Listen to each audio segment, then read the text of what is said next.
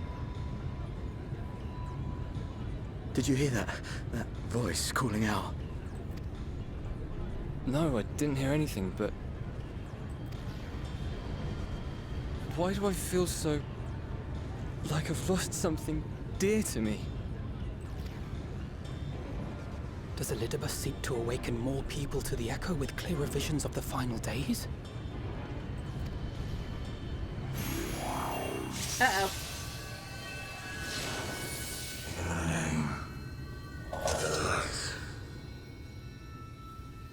I shall vanquish the darkness.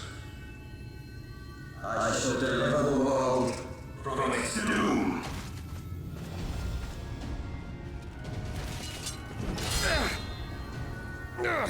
And who might you be?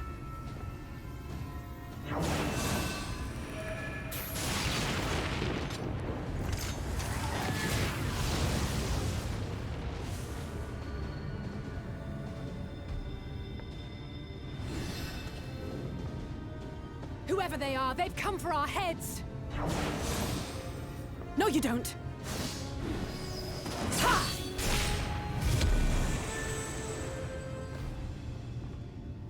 They are not of flesh and blood. Oh, there's another one. I know this magic. The rings are like unto those that the Exarch did employ in our summoning.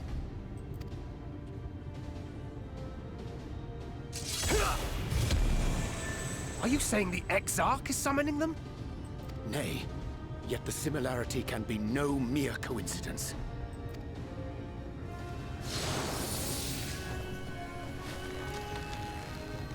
Ha!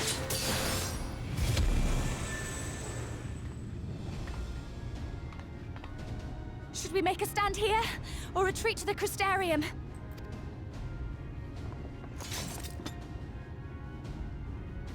The ether churns around us. More of them will appear ere long. To stay would only place innocents in harm's way. We must fight this battle elsewhere. Wait! What? Take one of our airships. You can decide what to do on your flight to the Crystarium. You are a capable leader in your own right, Master Chai. The citizens of Yulmore chose well. Thank you. It's settled then. To the airship!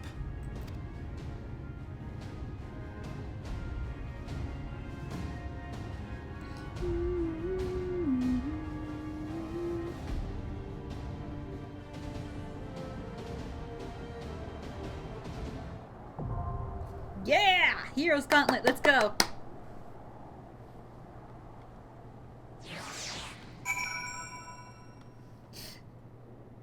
Are we still going on about the Amarok candy? Oh my god. Aetherius edibles taste like the end days. Y'all are terrible. Okay.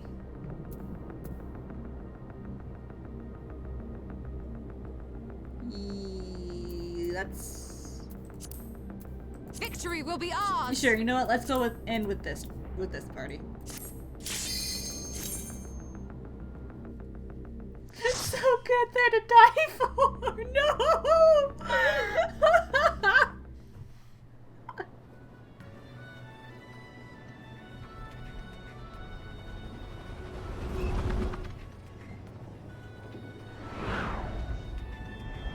Uh-oh. Damn it! Hang on to something!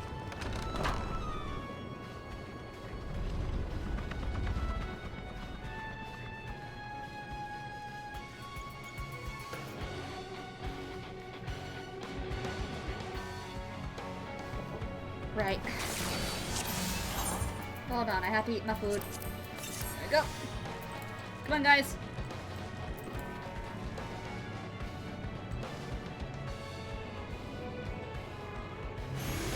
There they are.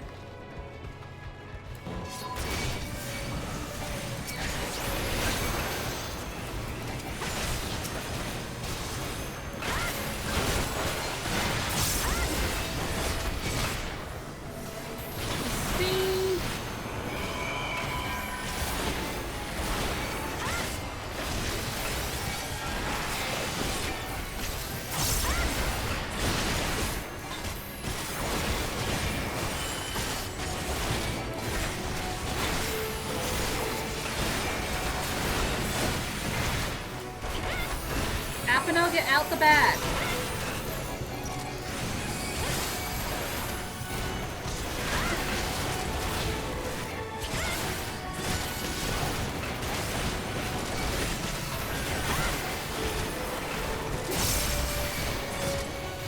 You guys are terrible.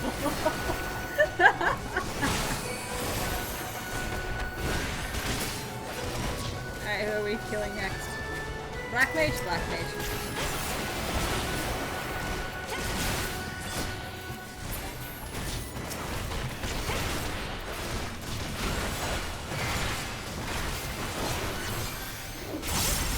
Hey, Brian, you think I'll see Hildebrand?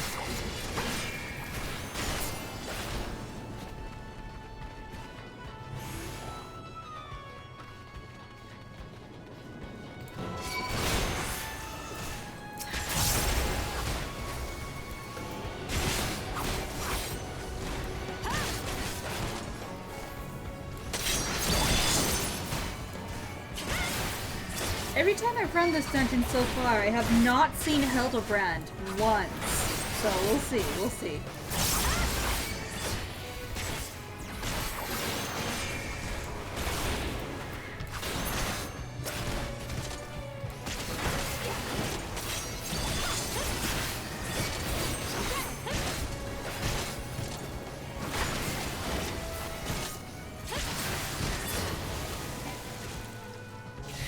Oh, hello.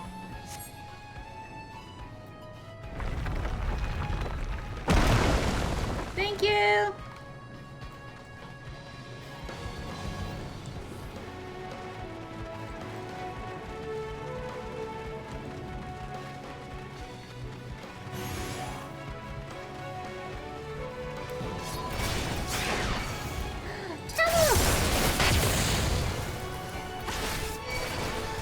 Steam, I need some help. Oh, that is a tiny spawn rate. Well, we'll see if he appears. I've never seen him once before, so we'll see. This is going to leave a mark.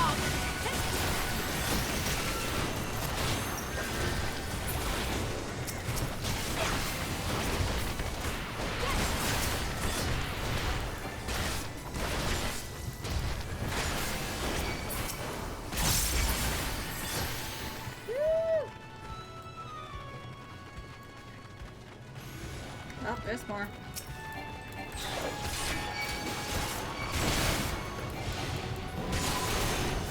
Ah, the Talos!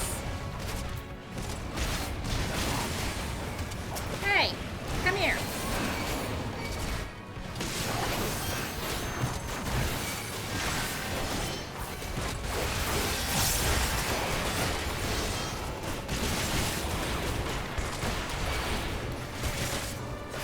Go, Talos, go!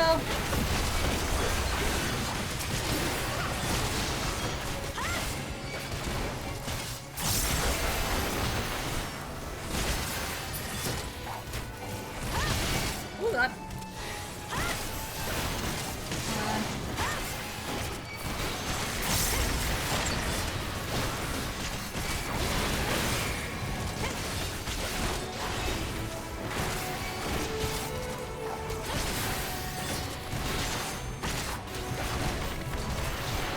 Come on, go down. Oh, we're doing the bard next, okay.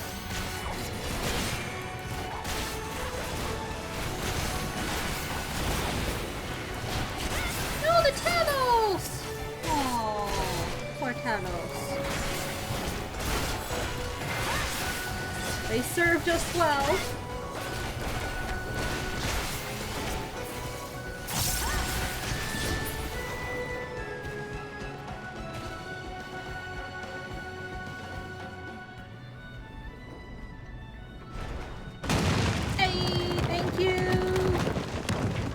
Thank you! Oh, that poor Talos.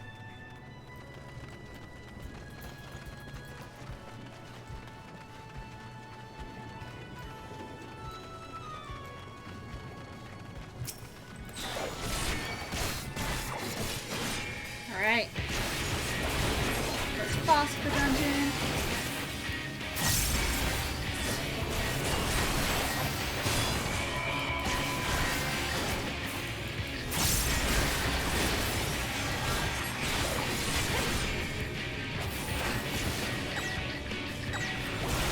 Just chill, I'm following you.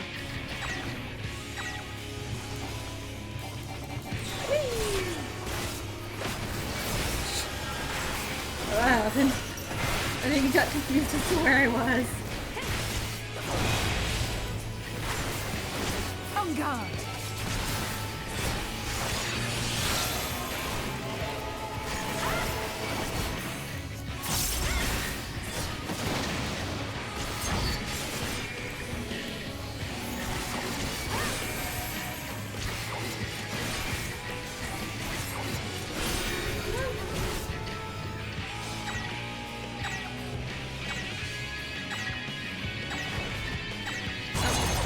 This is going to leave a mark. I got, okay. Need to remember to follow the NPCs because they know where they're going. You underestimate me.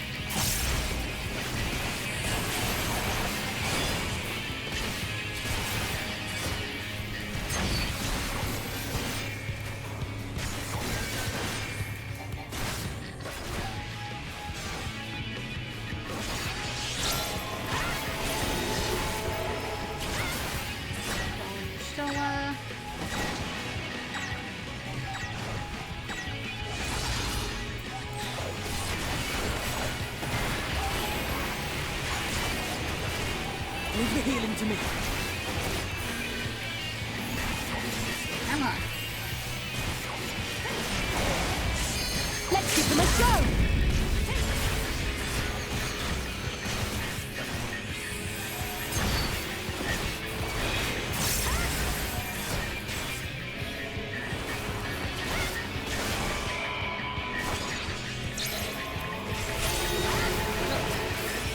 Following Alize.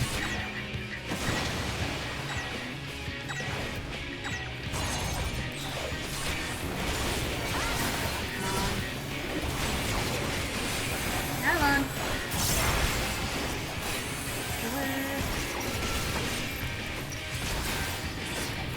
Okay, what have you? I already used Lunar Break. Okay, never mind. I thought they hadn't. I've not been paying attention, but that's okay.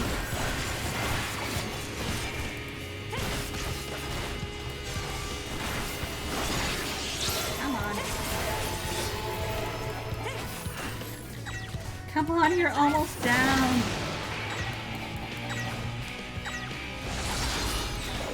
I will not hold back. There we go.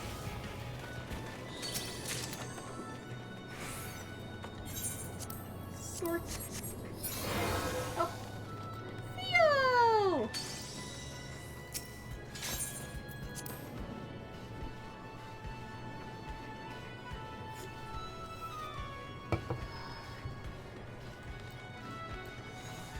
Hi, Pixie friends!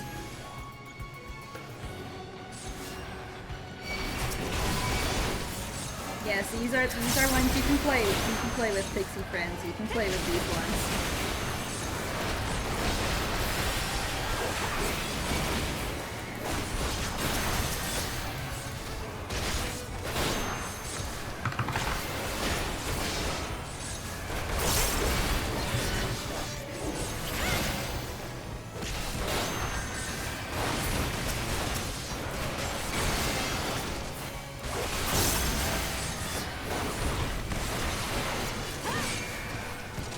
You underestimate me.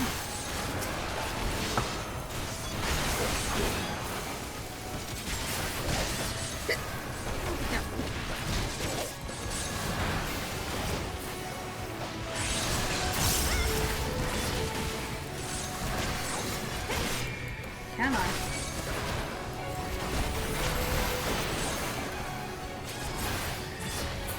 Nope, ooh, Trisha Tucker. Going enclave tandem. Oh hey, it's the frog that tried to flirt with me. Yay. Hey, thanks.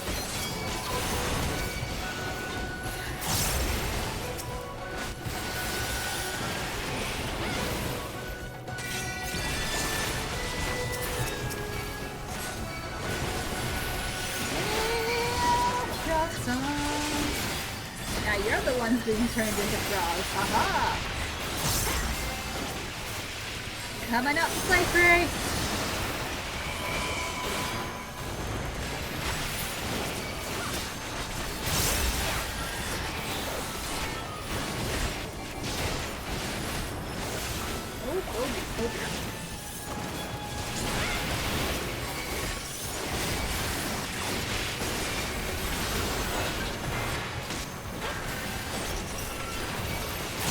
Away with you!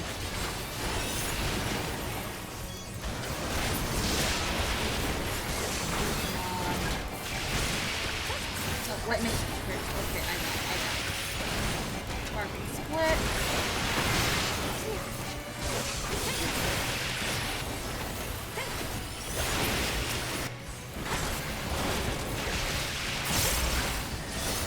Not standing that really.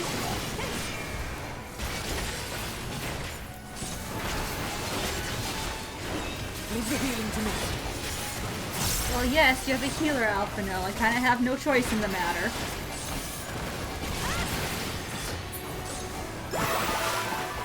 Thank you!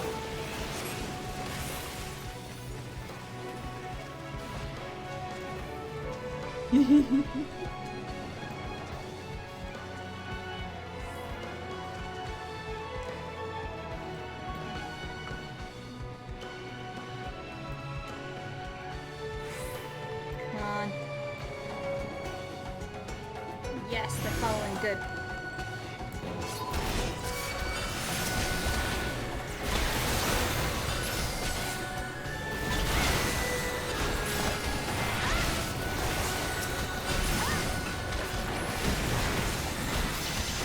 Award. Nope. Back to that AoE.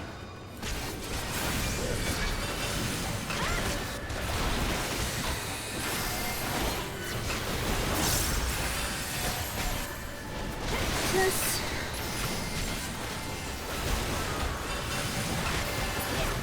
And now this inside. Good.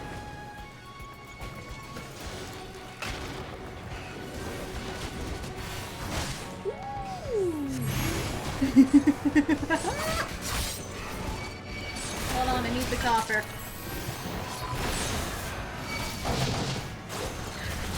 Trey, come have some fun.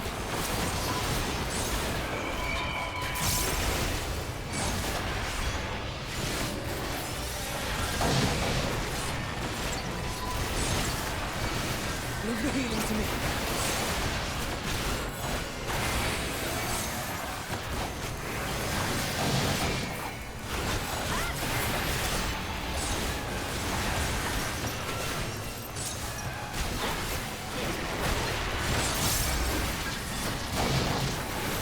Oh, they're attacking the other part.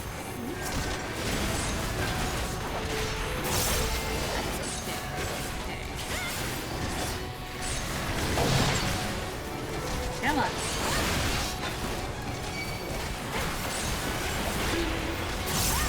And the goodies.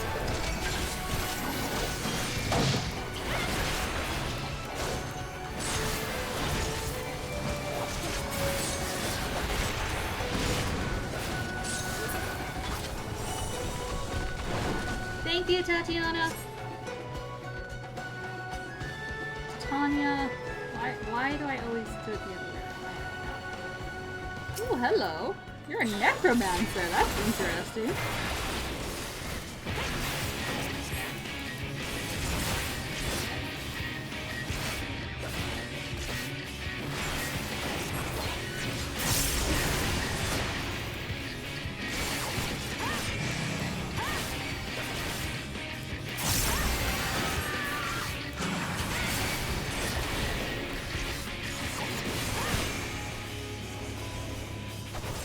Come on, follow me.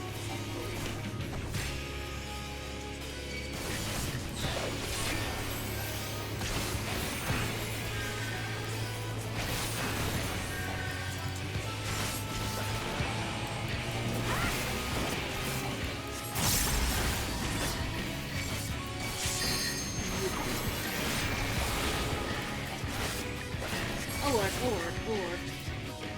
Ah!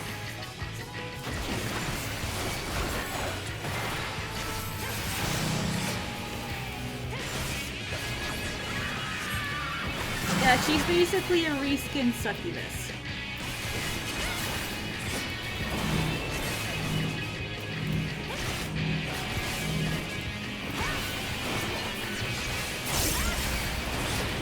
But I need some help.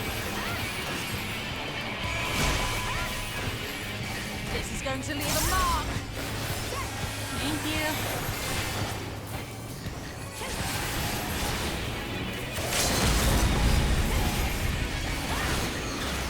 Nice.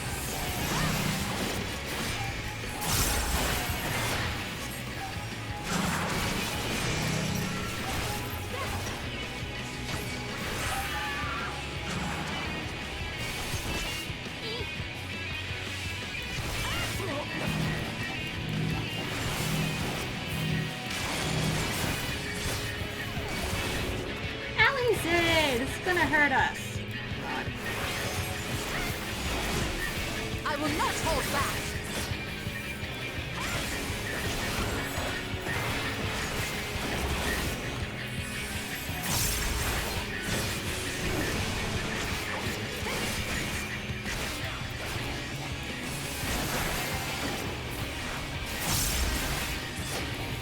Oh god, nope.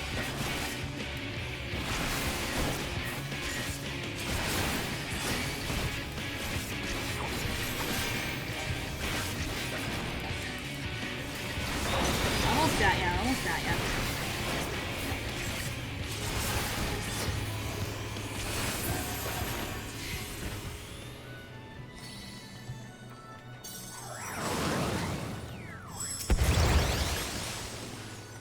Thank you, Titania.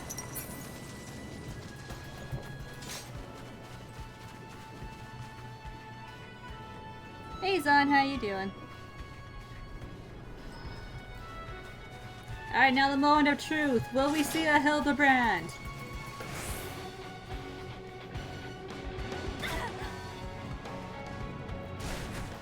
Hey, my friends! Now, time for the moment of truth. Are we going to find Hildebrand this run? Probably not. I've never found him any other time I've run this dungeon, so you know.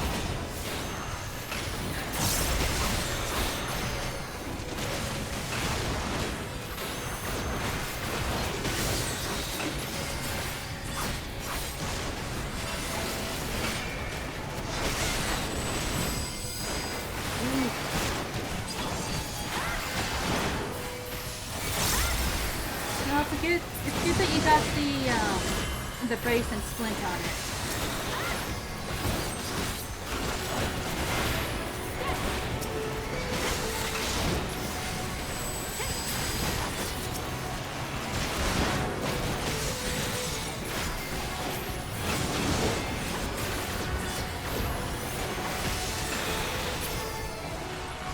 Where does Hildebrand appear in this section? I know it's in this section, but I don't know where in this section.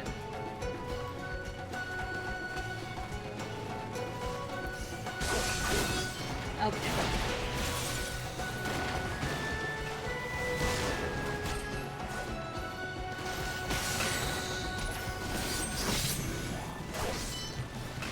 Branson! All my friends are here.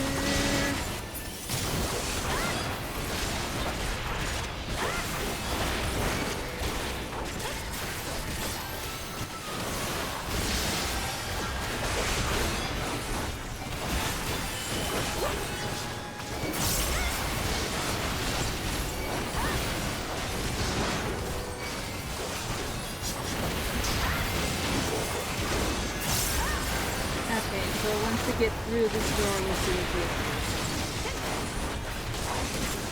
Because again, every other time I've run this dungeon, I've never ever had him appear once. So we'll see, we'll see.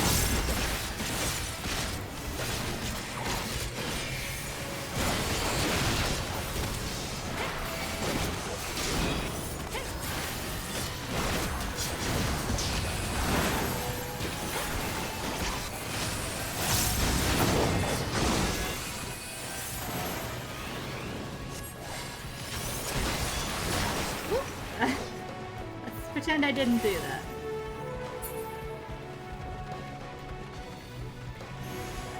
There.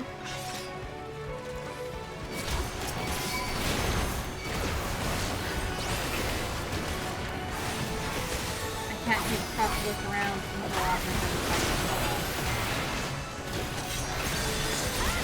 Hold on, let me finish this little fight here and then we'll take a proper look.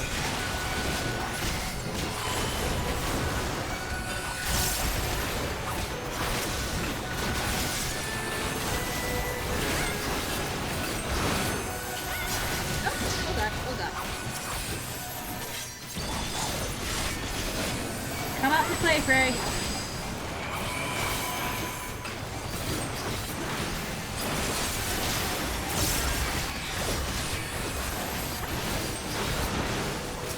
How did you guys attack this one?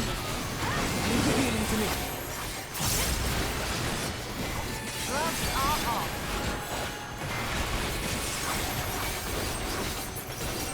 Thank you, Frey.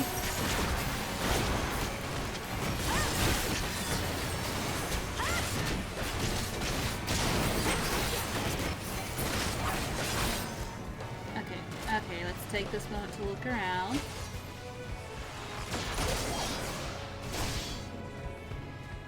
I'm not seeing him so far.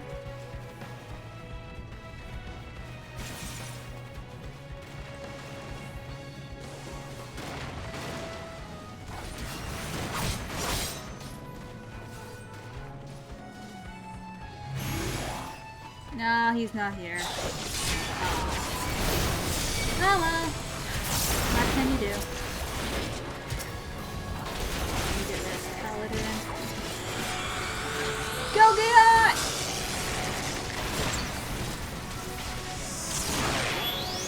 Woo!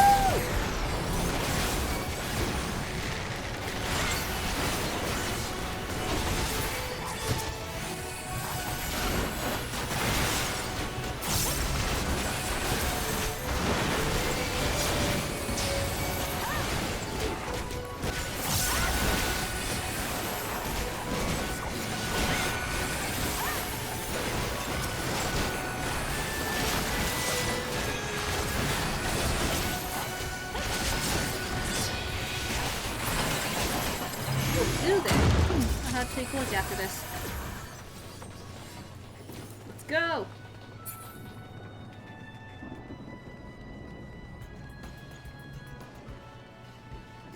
It's a shame we couldn't see Hildebrand. What can you do, though?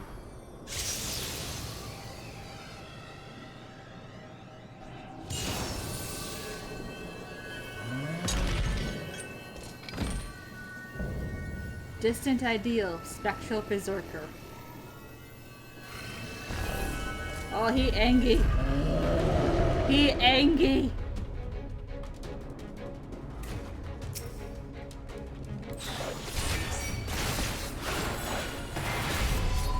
That's what angry.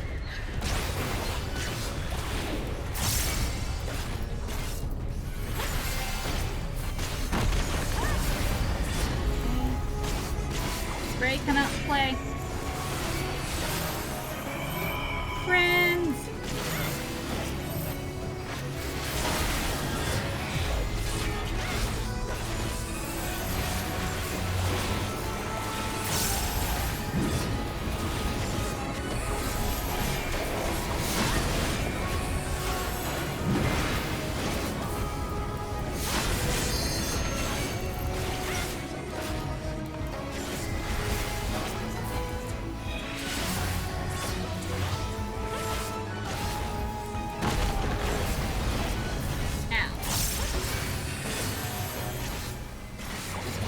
Leave the healing to me. Oh, we're gonna get stung. Whee!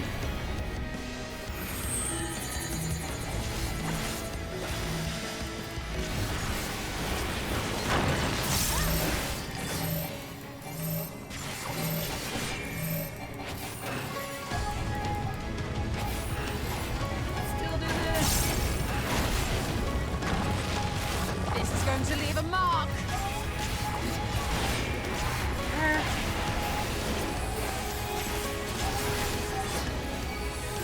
just put that down! Oh, are you serious?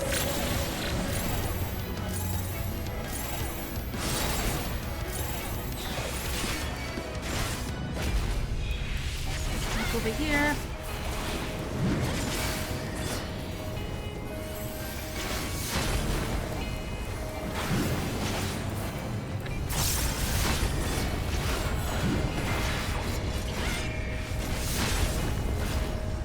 Look at me. Oh, time to get yeeted again. Whee!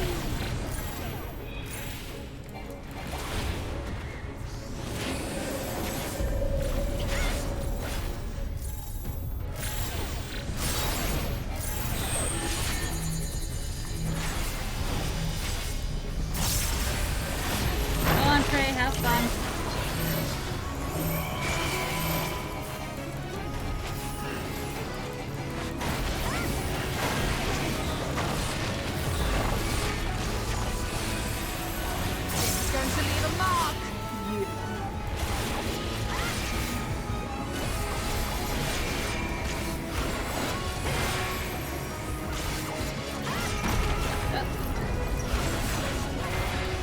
You underestimate me!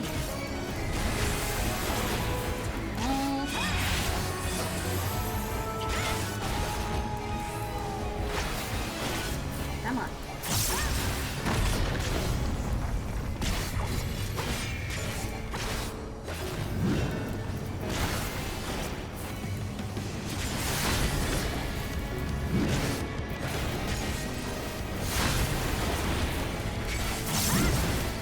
Oh dear, get around that.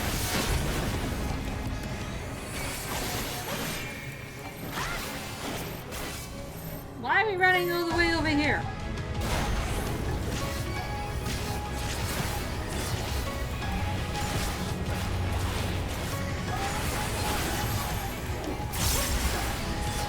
Ah, the AI tapping system.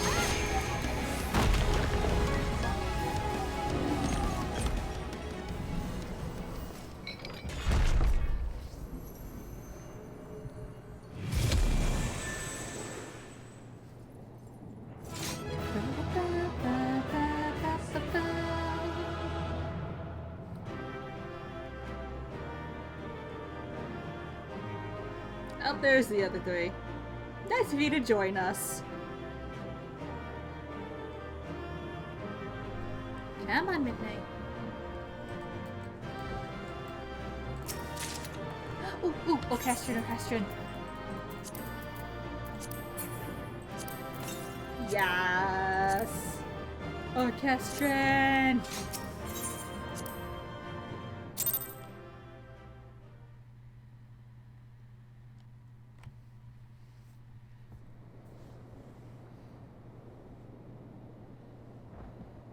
I think that's the last of them.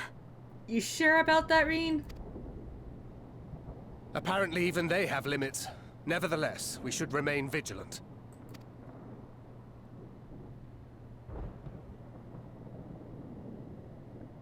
Urianger, something occurred to me while we were fighting. These enemies. Are heroes hailing from other shards, summoned hither to deliver this world from its doom. Mm-hmm. Scant moments after the star shower did they appear, as yet more souls were inspired to walk the hero's path, no doubt. Yep. Thus did hopes for salvation of realms near and far resonate and converge, lending still greater strength unto our adversary. So that's Elidibus's game. But first things first. If the rings are the same as the Exarchs, then we need to ask him how that's possible.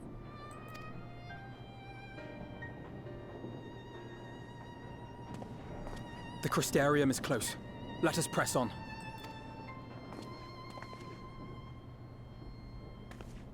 They come.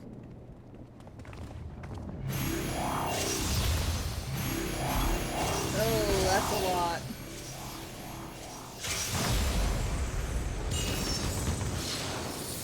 That's a lot. So near and yet so far.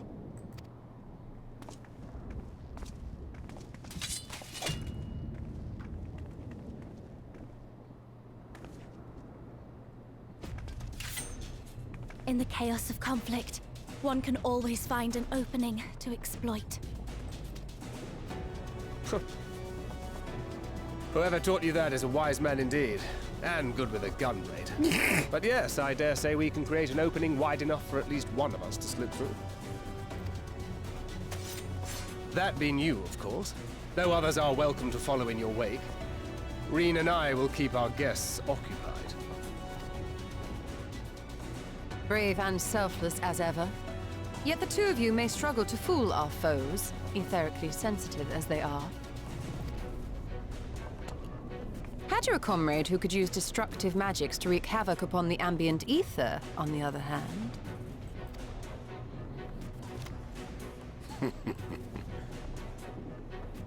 Very well. I too shall assist in the diversionary effort. Oh, not this old dance again. Yes, obviously, I'll stay and fight. Alphino, I'm about to do a great many stupid and reckless things. Watch my back, would you?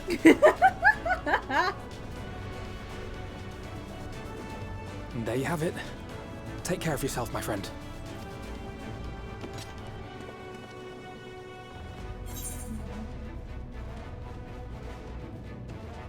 Use your magic sparingly. Do you hear?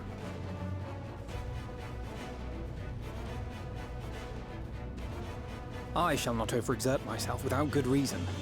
As for the others...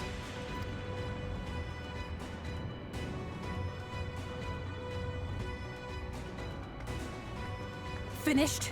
Then let's begin.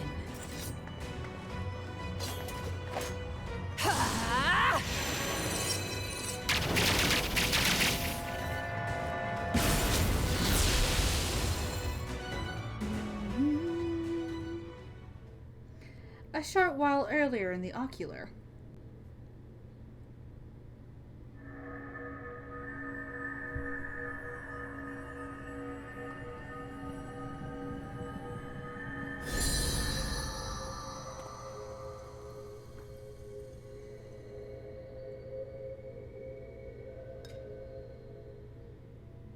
Tis done. Oh, let me see, let me see!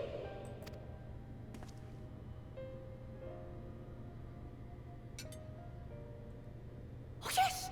Your memories are preserved safely within. We've done it at last!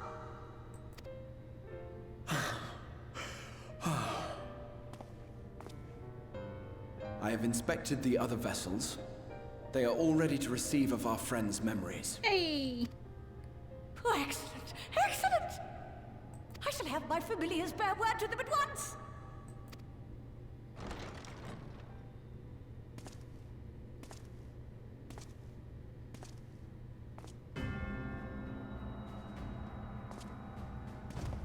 Elidibus.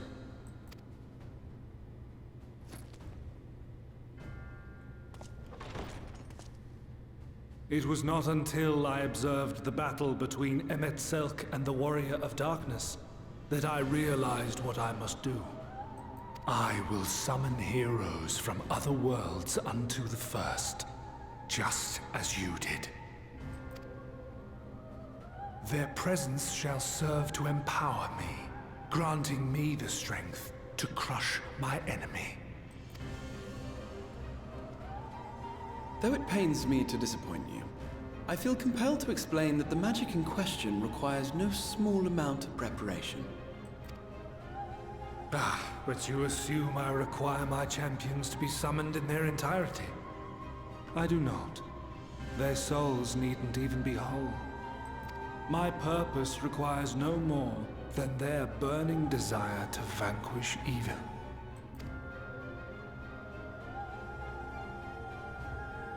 This I shall sear upon the ether, raising thereby an army of phantom heroes to whom I shall whisper, as I have to so many over the ages. Here lies darkness. It must be destroyed. And you expect me to cooperate? I do not require your cooperation. Your death will suffice. The magic I shall have from your corpse. Go, Lucas!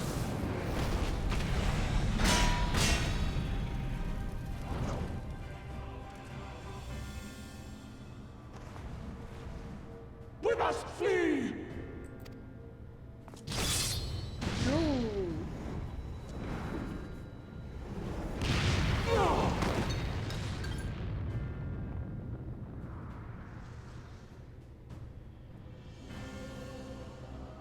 But what is this?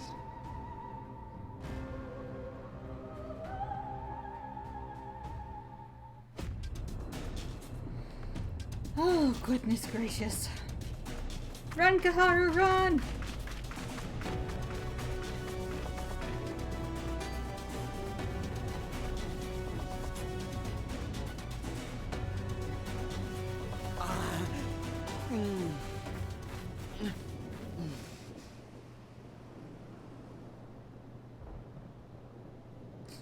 Raha! Oh, goodness, you're worse.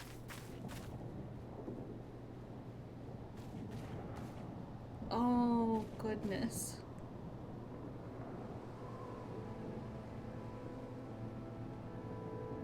My friend, how did you... No matter, Elidibus. He took us unawares.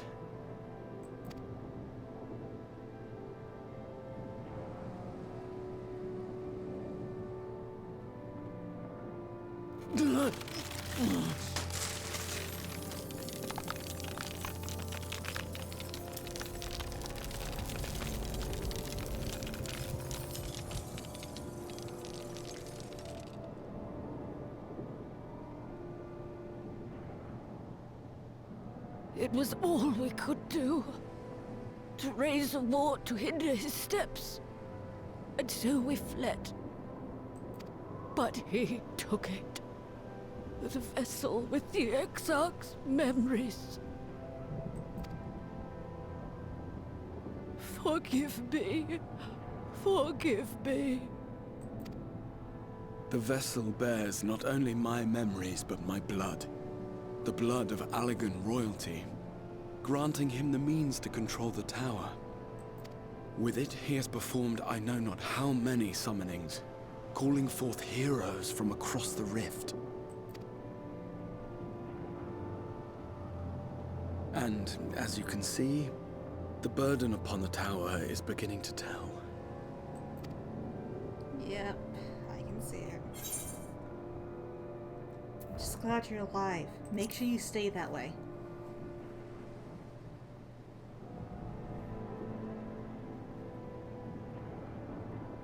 If you mean to face him alone, I will not allow it. Not this time.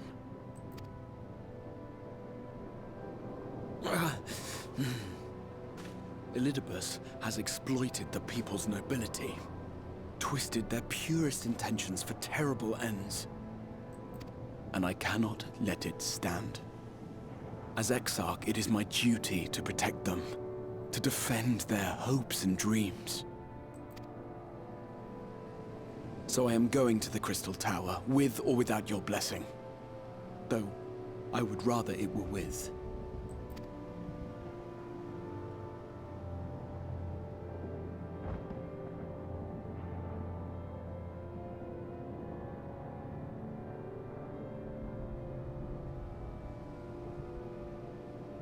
Thank you. I joined you, but I would only be a burden. Better that I remain here with my gremlins. I shall send help. Stay strong, my friend, and take heart. By binding Elidibus within the tower, we have done more than simply delay him. Nice. Much like our adversary, I am not wont to show my hand prematurely, but the time has come to bring my strongest card to bear.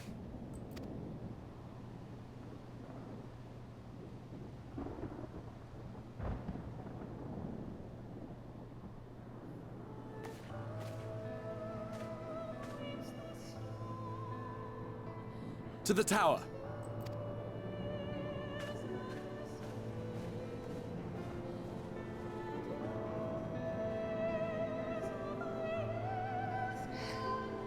Let's go.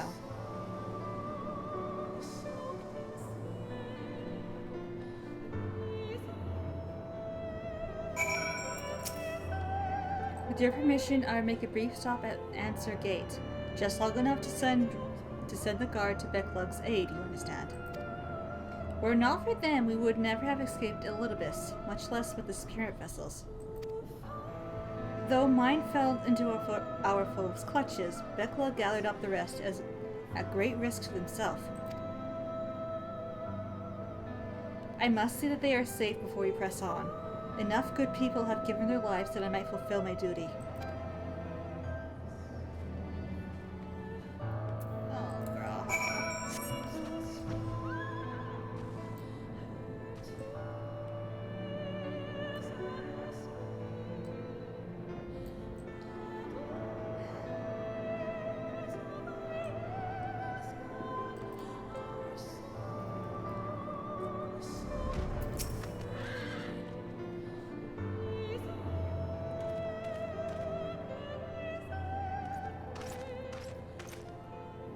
Warrior of Darkness, Exarch, forgive us this paltry greeting. We were not notified of your coming. It wasn't planned. I need you to assemble a rescue party. A friend Becklug lies wounded in a clearing to the west. Pray go to their aid with all haste. At once, my lord, but may I ask how they came to harm? There have been reports of enemies in our midst, specters who appeared after the star shower. Do they have something to do with it? Yes. The man who attacked Becklug is also responsible for the star shower and the appearance of the specters. I have no time to explain, but know that the individual in question does not seek to do indiscriminate harm. If you do not bar his servant's path, they will not turn on you. You are to leave this foe to us. Understood? Meanwhile, I ask that you alert the rest of the guard and focus on maintaining calm in the city.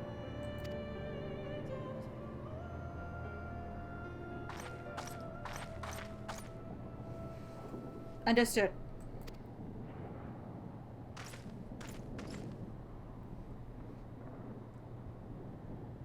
Lena.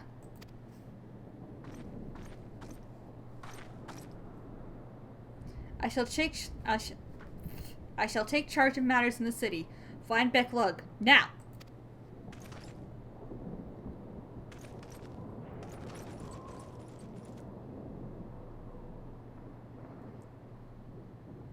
No time to explain.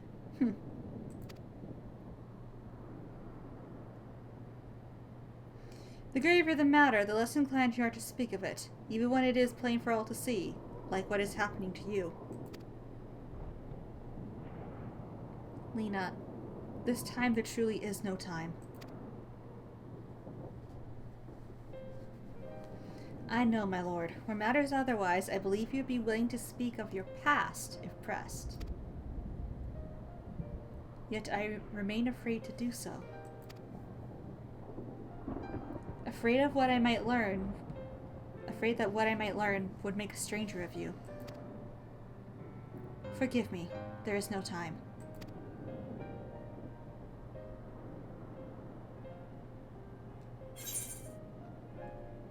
Perhaps a few words are in order.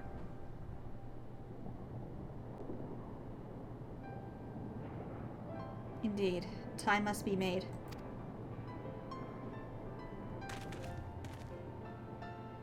Lena, do you remember the time you got lost in the tower when you were little and I searched for you for hours on end? And the cake I baked for your 10th name day? That hideous lump the good people of the mean covered up with beautiful candles. And your hapless first encounter with the Sin Eater as a guard. Afterwards, you threw yourself into your training, pretending nothing was wrong, though I could see the tears in your eyes.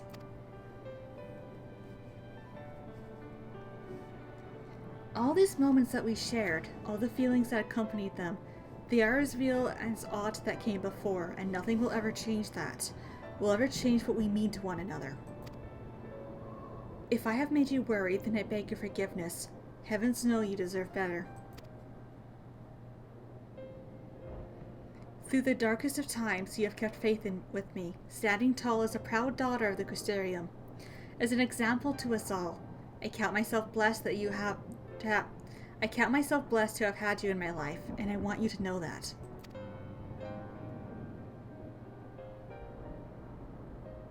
Why do you speak so, as if this were our last meeting?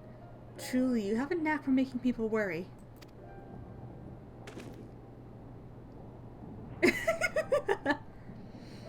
Besides, it is you who are an example to us all. You have led us through countless trials, and you will lead us through countless trials to come. So go, my lord, do what you must, but take care.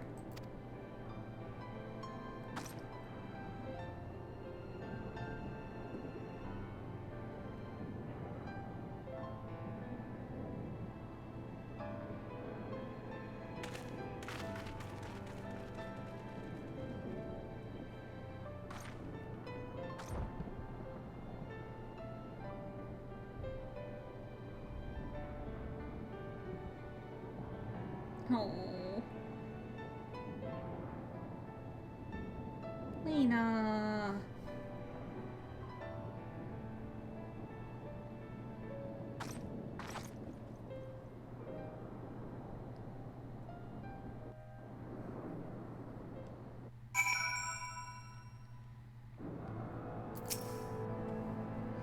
The ward holds. Excellent. Elidibus will still be within the tower. For our foe's sole purpose is to destroy us, you, and to that end he has summoned heroes from other reflections, empowering himself with their hope, even as they occupy your comrades. You will not best him as easily as you did in the depth. By any measure, the odds are now stacked firmly in his favor. To wit, spare no preparation, my friend. I shall lift the ward only when you are ready.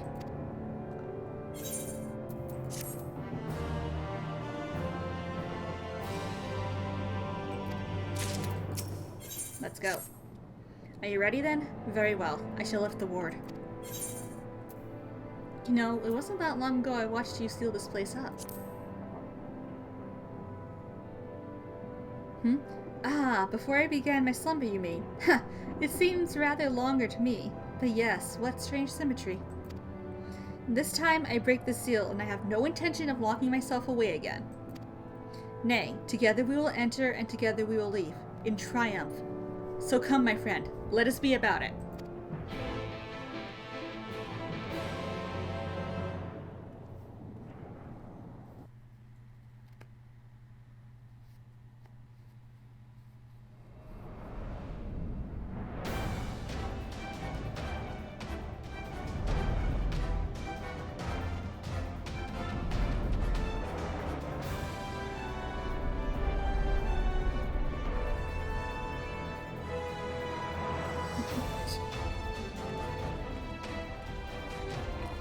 Not here either.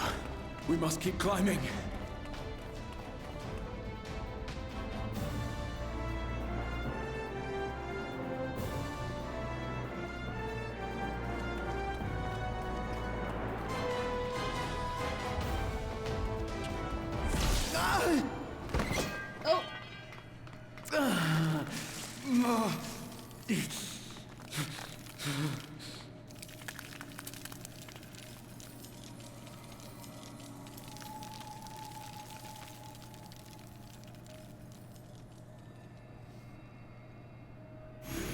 Uh-oh.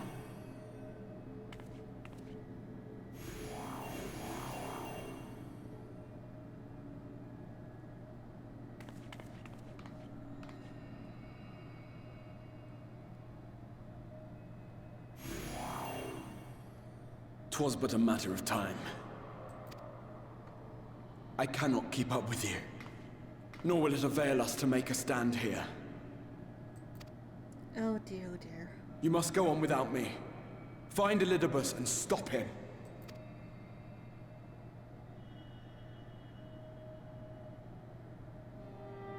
Worry not, my friend. Though I am no warrior, I have learned to hold my own over the years.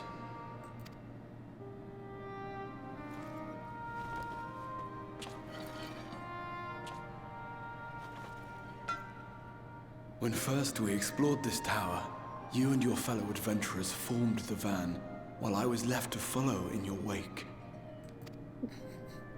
Suffice it to say, I was not best pleased with the arrangement.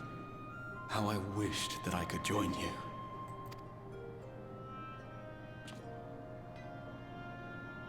And now I have, here where it all began. I was right to trust in you, and the power of your legacy, of your name, to let them guide my every deed.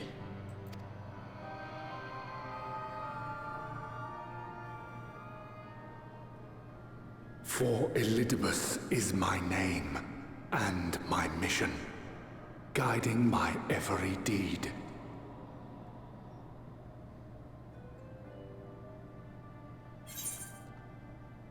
Why me?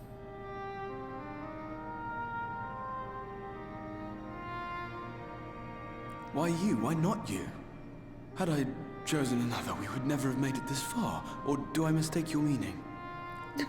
That made him flustered.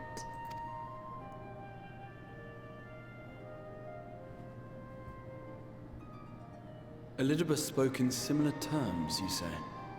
How curious. To answer your question, then, I made my choice for reasons which seemed obvious to me, but may not to any other. There were the expectations I placed upon myself before beginning my slumber, and the expectations of those who roused me. Of course, I had the choice to turn my back on a lot of it, but in the end, it was no choice at all.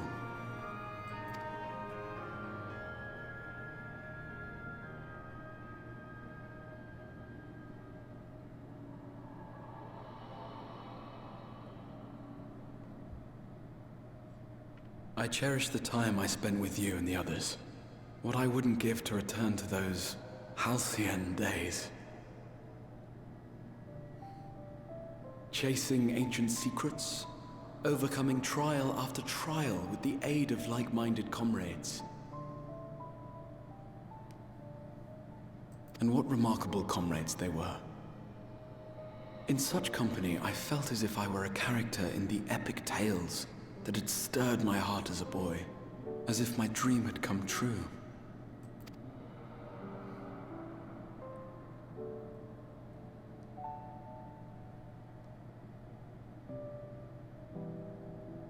It hadn't, of course, for I was no hero, neither then nor after. Though the world to which I awakened and the first were beset with myriad problems, I rarely knew how best to play my part. There was, however, one thing of which I was certain. That I could not bear to let those dear to me meet a tragic end.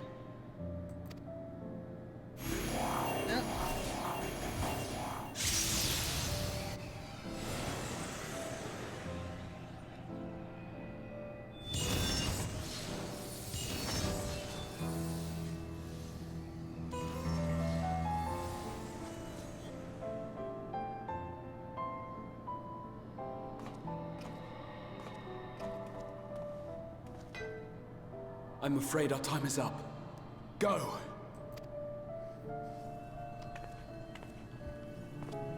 Rest assured you haven't seen the last of me. I wouldn't dream of playing my trump card save in your presence.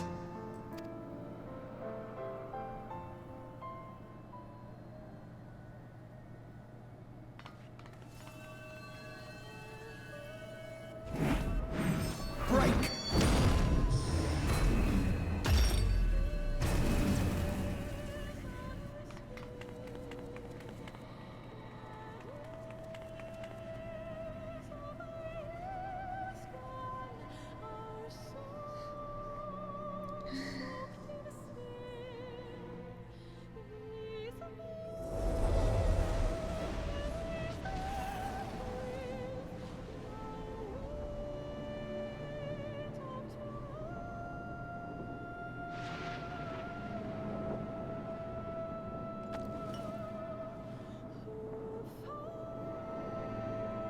Memories of a possible future.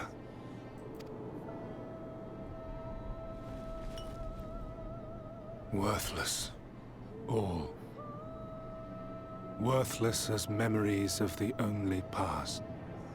Fated to fray and fade into oblivion.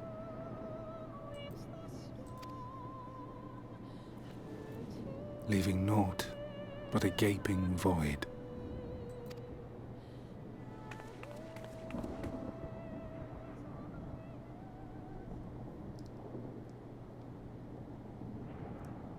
The Waking Sands.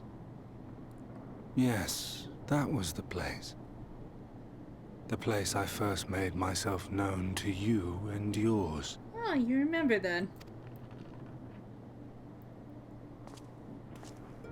The Seventh Rejoining had left the realm listing dangerously towards darkness, and events were unfolding that threatened to push it over the brink. Thus did I approach you in my capacity as emissary, thinking that you would make a useful pawn. But I was wrong. And for my misstep did La Habrea and Emet-Selch pay the ultimate price, leaving me the last of the Unsundered. My remaining brethren, fragmented as they are, cannot hope to see our mission to its end. It falls to me alone. Defeat is not an option. I will strike you down. I will resurrect Lord Zodiac, and I will bring back those who sacrifice themselves to call him forth.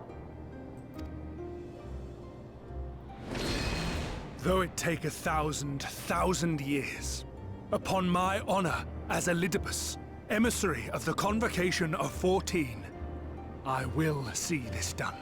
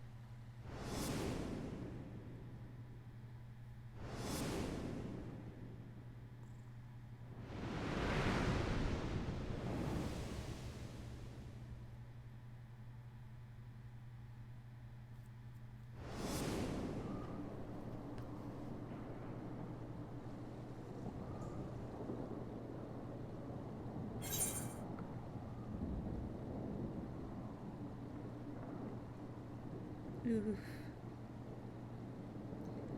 Those who once relied upon you are no more. What of it? I have my mission. I am Elidibus, and it is my duty to steer mankind and the very star upon their true course. This I swore to someone. We spoke, and I swore. What? What did I...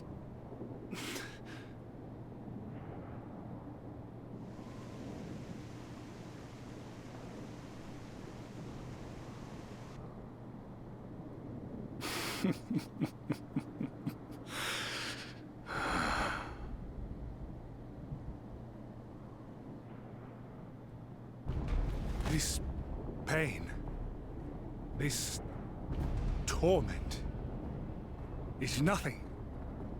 No more than must be suffered to deliver the world from its doom. No more than any of you malformed creatures have known. Even should you lose all that is dear to you, even should it cost you your life, you bear the burden and fight on. Kicking and screaming until your last breath is spent!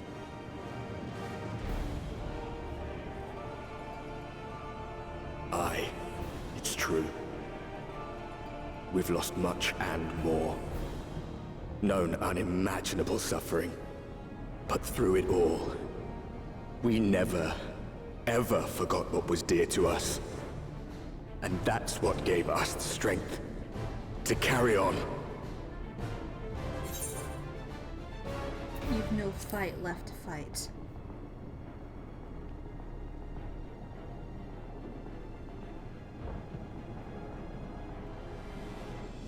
No.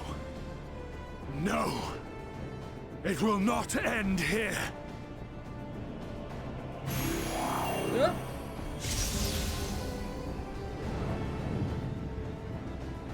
Champions from beyond the rift, heed my call.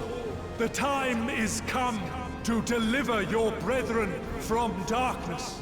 My heart's sole desire is a world free of sorrow. Join with me now in hope and prayer for the salvation of all.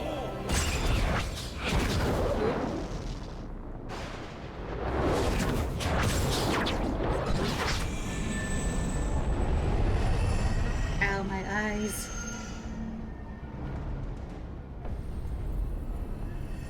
If you would usher in the end, then with my all shall I oppose you.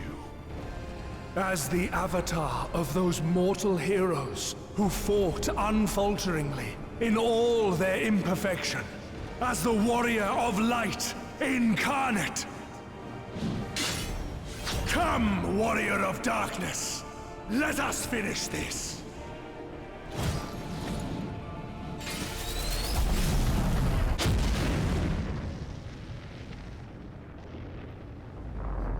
What?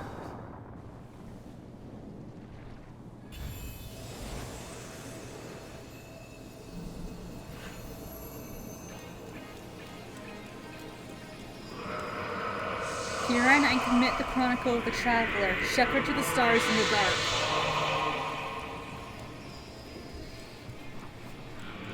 Though the world be sundered and our souls set adrift, where you walk, my dearest friend, fate shall surely follow.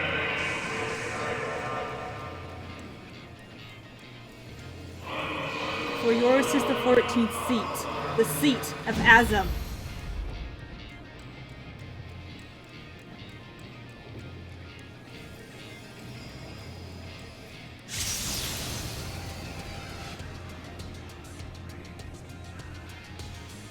An invocation of Eld. Though not of Hydaelyn's making. What are you?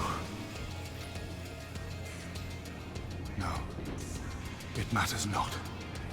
You are the enemy, and you will fall. Even should it cost me everything, I will not forsake my duty.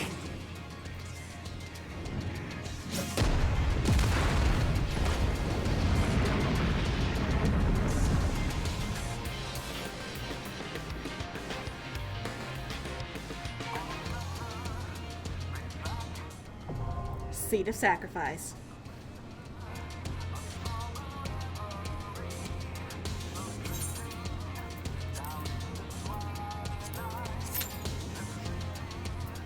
And now we wait. Because that's all we can do right now. Wait to get into the seat of sacrifice.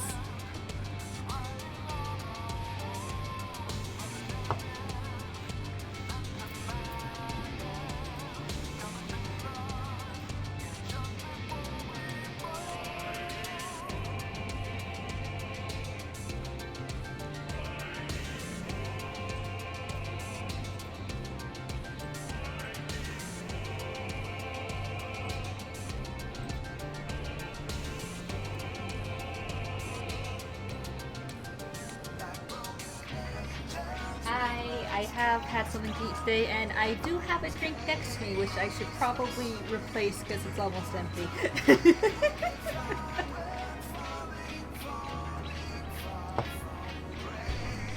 Yeah, don't worry. When I stream, I always make sure to have some kind of drink nearby. Oh, no, I had some first.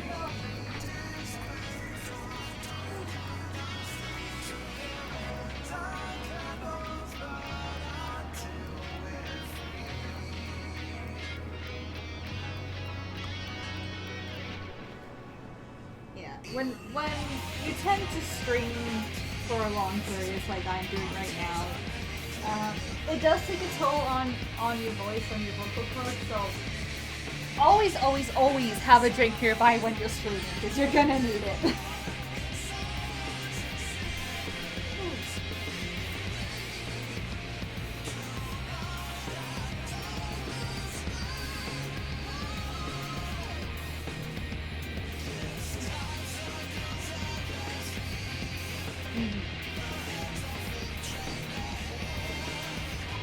And I am going to go get a replacement drink real quick while we wait for the queue to pop. I will be back momentarily.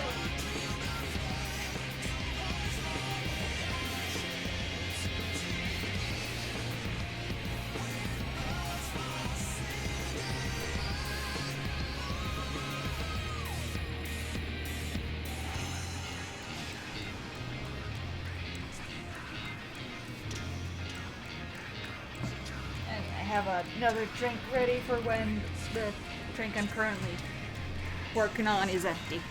It's done.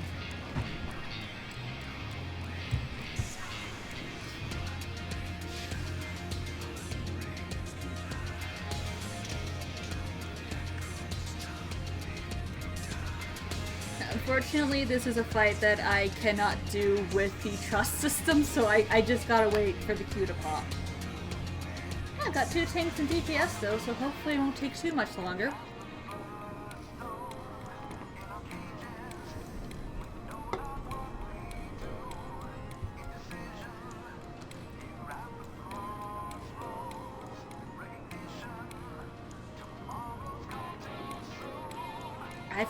I honestly forgot how long this patch was.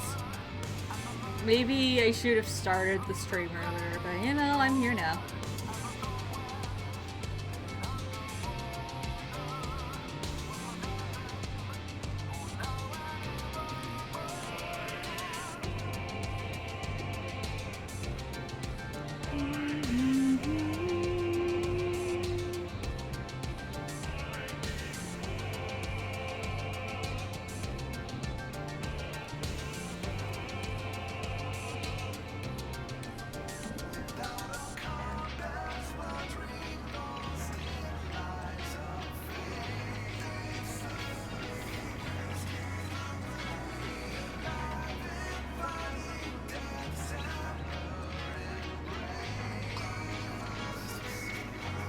Hopefully it won't take too much longer to get into the child.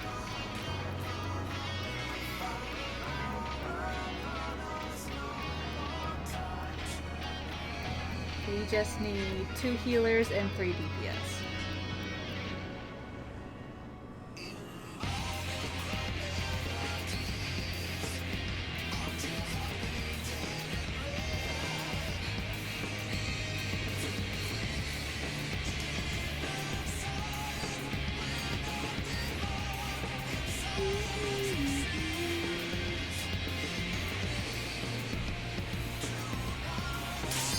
There we go.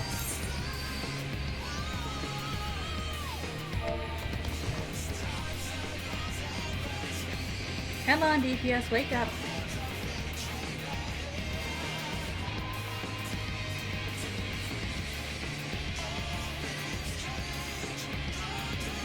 There we go.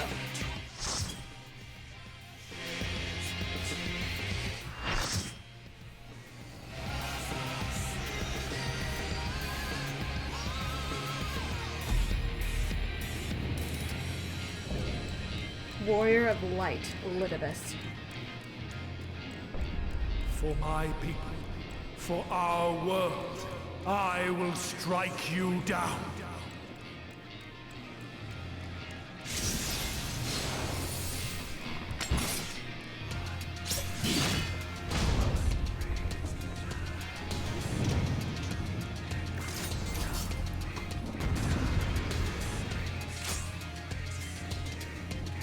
Those summoned friendos.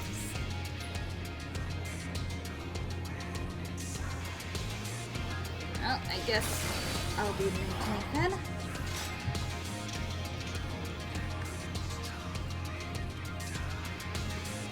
There's a lot of buns in this party. This battle shall be our last.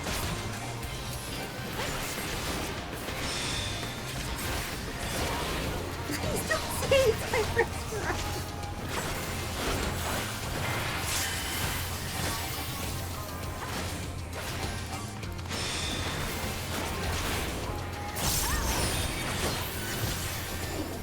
Frey, have some fun.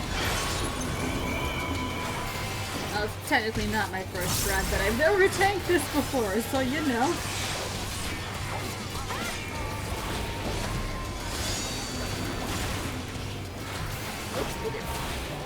That.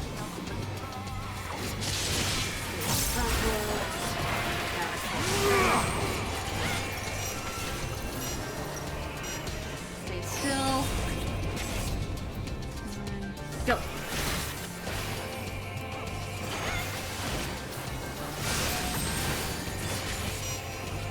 Two, one, run around.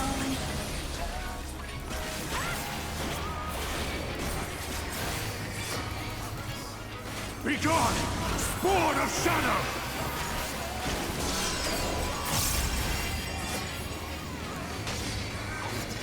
Darkness must be destroyed!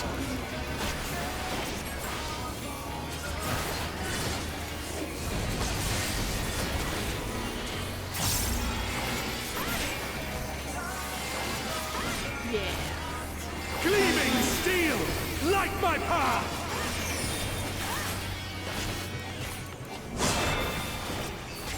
Alright. It's coming here, guys. Come on. Come here. Oh god. Nope, nope, nope. Run away, run away, run away. Run away. There we go. Oh, we lost the Black Mage.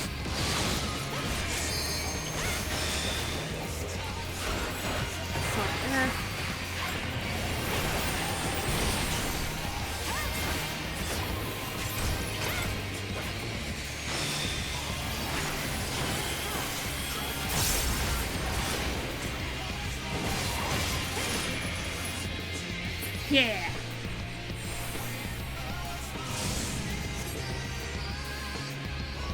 You know what it's time for?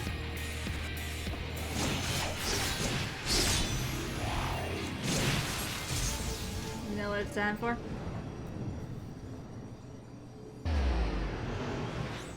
It's time to mash the keyboard.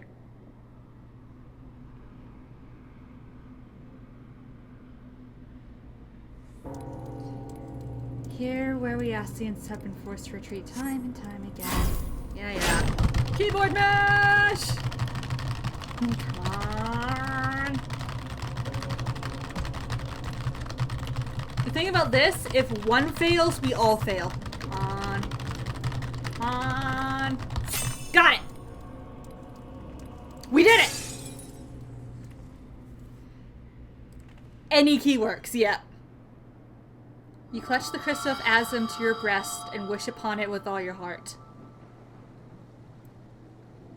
And so it ends in unceremonious silence. This is the best part.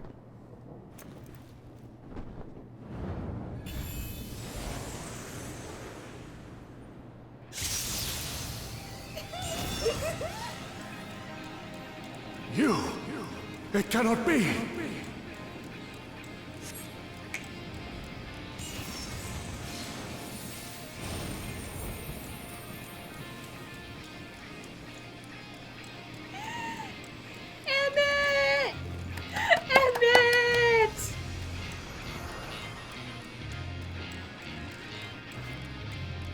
To me, warriors of light!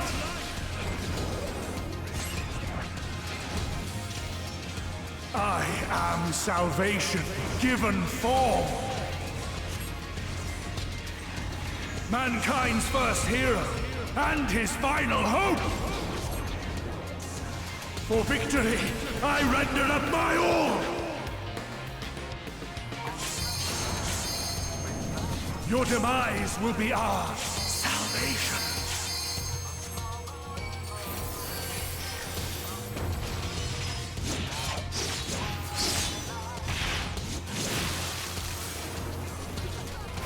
Oh, we were supposed to tank LB, weren't we?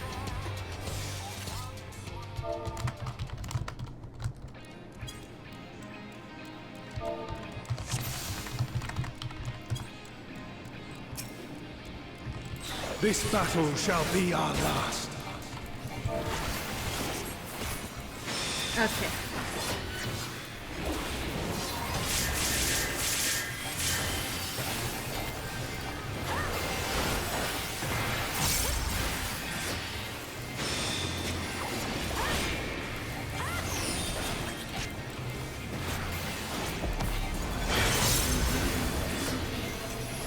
Okay, we try again.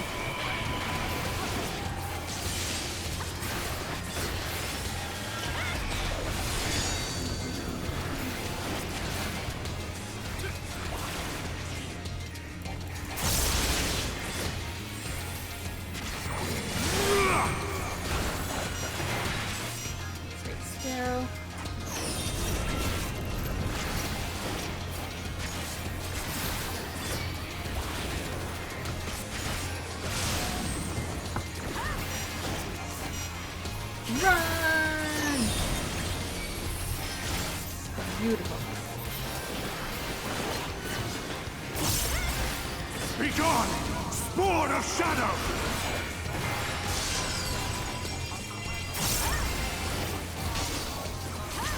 Darkness must be destroyed!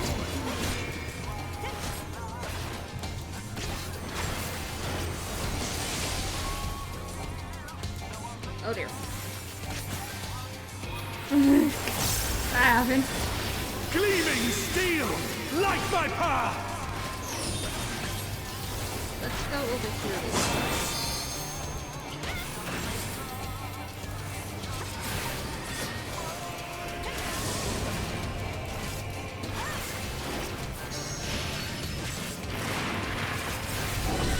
Yep.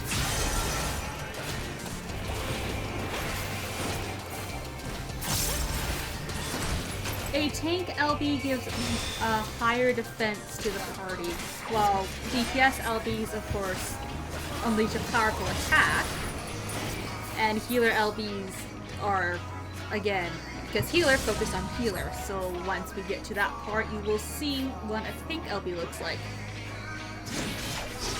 LB stands for limit break, by the way, Flashy, which is what that bar at the top left is. That's our limit break. Yeah. The more gauges that are filled, the more powerful the limit break is.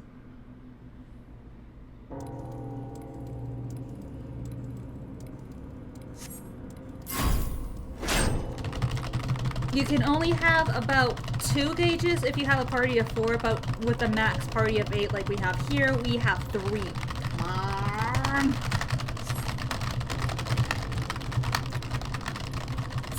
Yes. Yeah, more button mashing.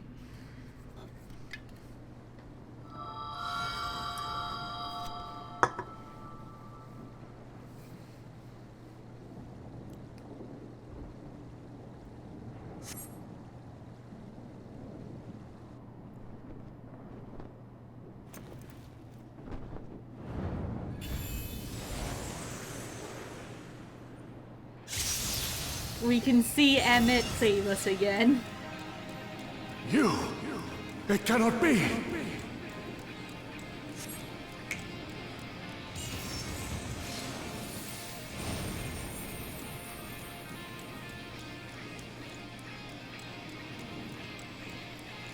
Bye, Emmett!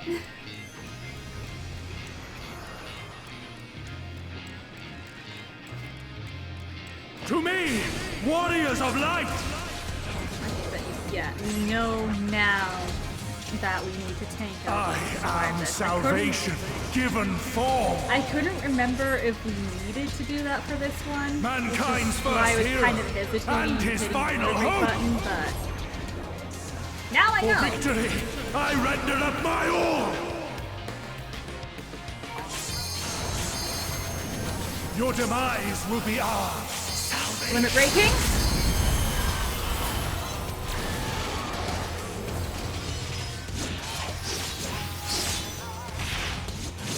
Got it. No, I hit it too early!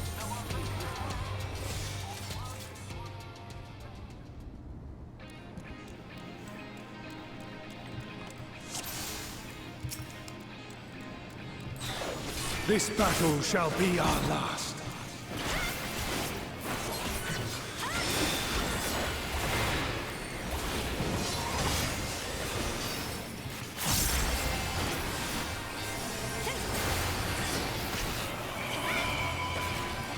We can do this, we can do this. Oh god, oh god, oh god.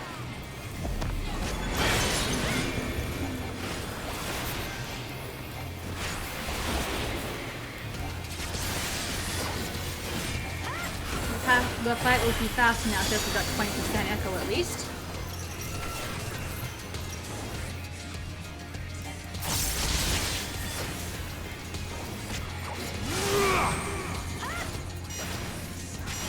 Still.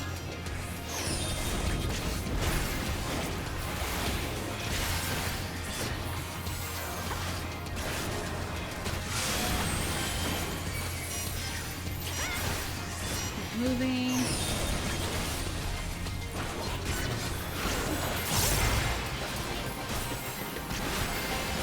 Begone! Sword of Shadow!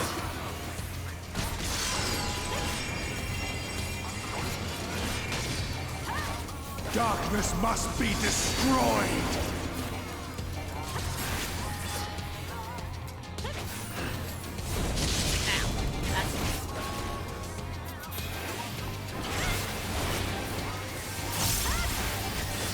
Gleaming steel!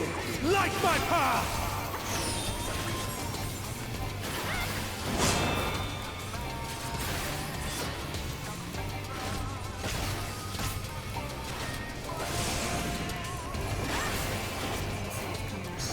Again. First time it's really good there for some reason.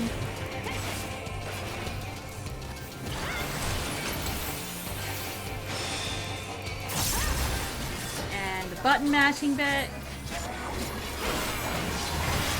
Yeah, again, this is my first time taking this, so getting the timing right is taking a little bit. It's fine though, it's fine.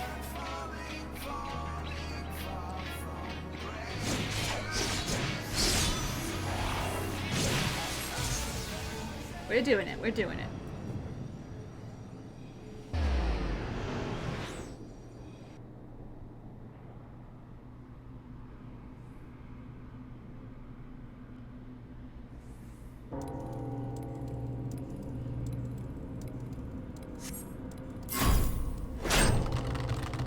Button mash. Doesn't matter what I press.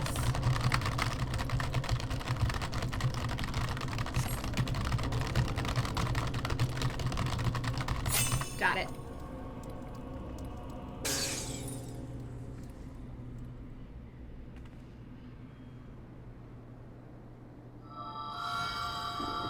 Writing a novel while we wait, pretty much.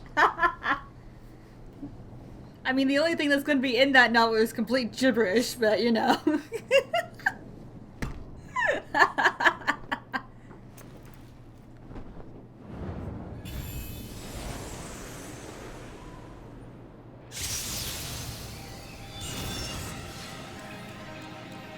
You! It cannot be! Thank you again, Element. Sorry you've had to do this 3 times. Okay, bye.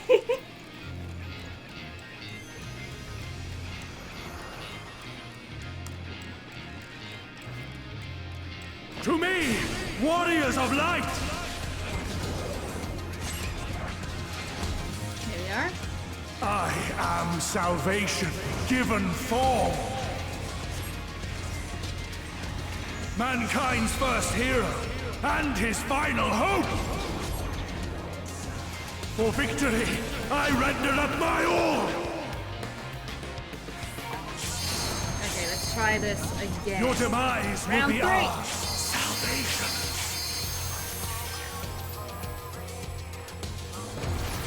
Doing it!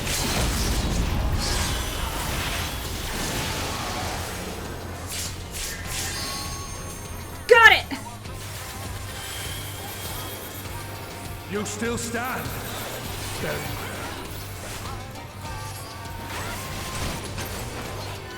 Begone! Sword of Shadow! Come on, Prey.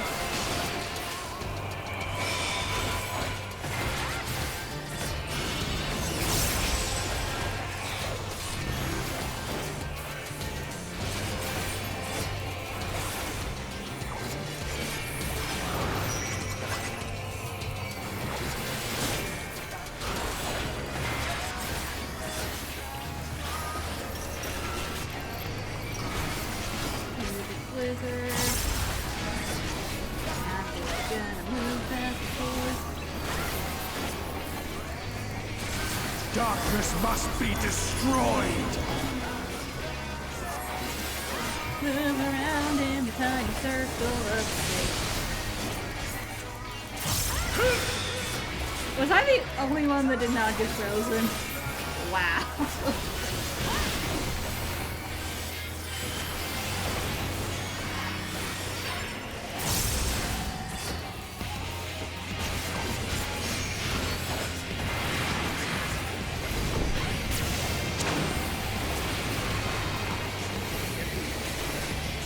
Come here.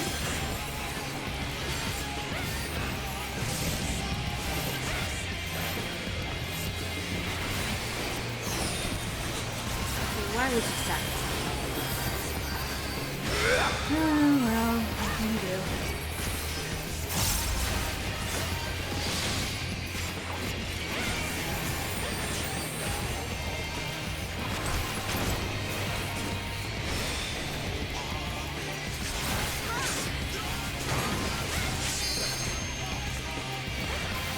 My soul knows no surrender.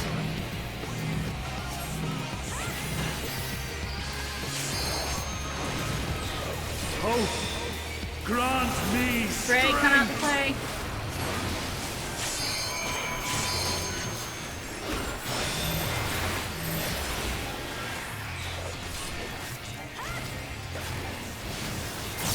Should have enough people still. Yep. We had 4 in each.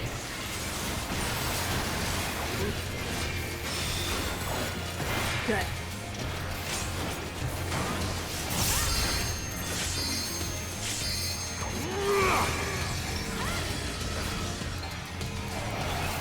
Tiny safe space in the middle.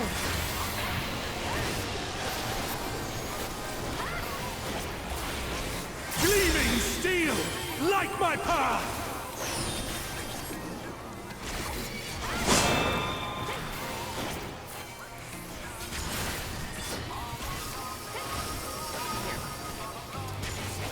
Come here.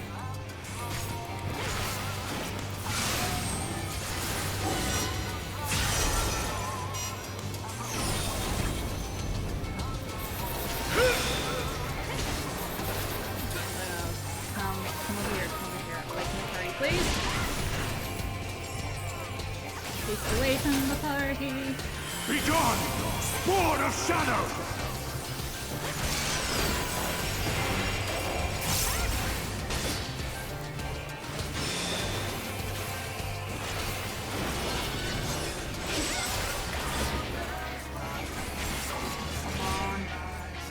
You're almost there.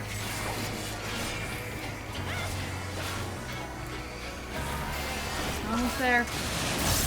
Oh, oh god. My beauty!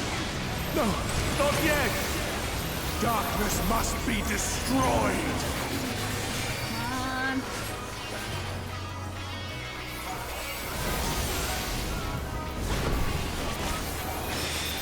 Turn those away from the party, please. Guys, turn those away from party! Ah! Oh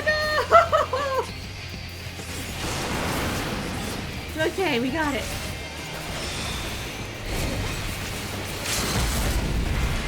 Who's LVing? Yes!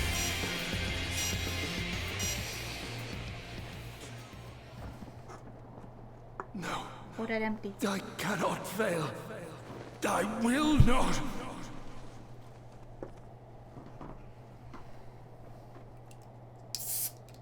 There we go, we did it. Woo! Give it to my tank friend. Oh, the poor black mage died. Oh, poor black mage. Alright, come on. Time to leave.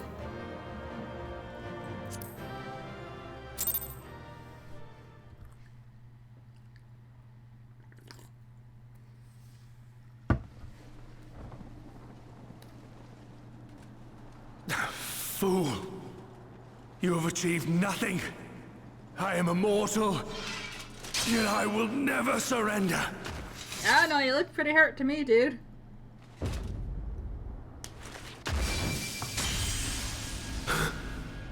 Elidibus, so fixated were you on my memories of the future, you failed to heed the lessons of the past. Your obsession blinded you to the true nature of this tower, this beacon of hope for mankind.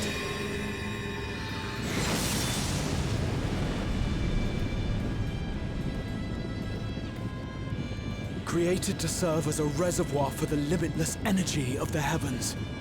To harness and bind the boundless, not unlike white auracite. Your ill-begotten power, obtained by exploiting that which is best in us. I shall have it. Your soul and all!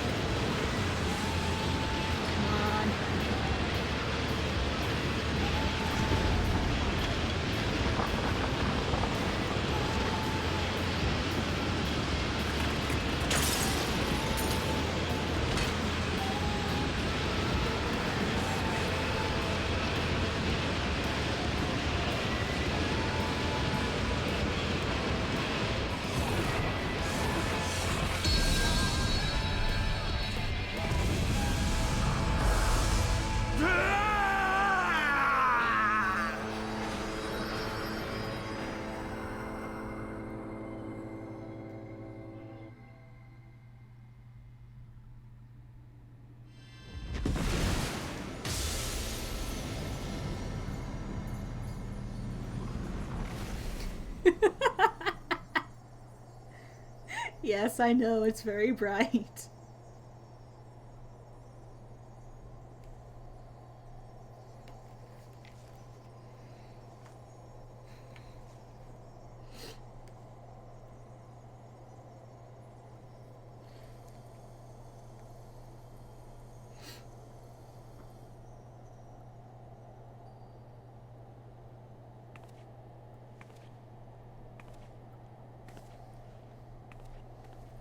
Look at how small he is.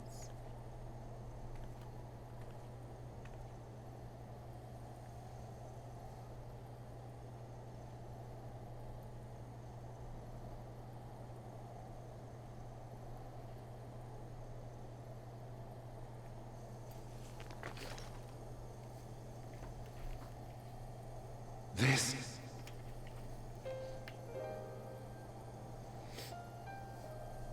Yes. I would become him. I would save everyone. This, I believed. Yet still they cried out in rage and despair. Divided over the fate of the star. A rare occurrence, always fleeting. But not this time. Not this time. Reconciliation. Elidibus. I was needed. I withdrew myself from Zodiac. For them. My people. My brothers. My friends. Stay strong.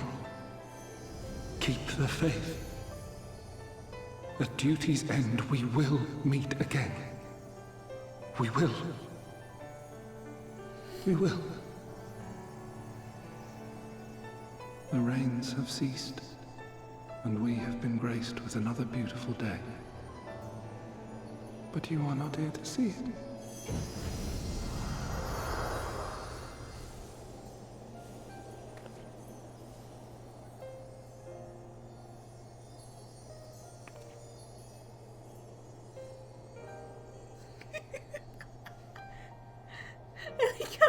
How the crystals are what you're concerned with.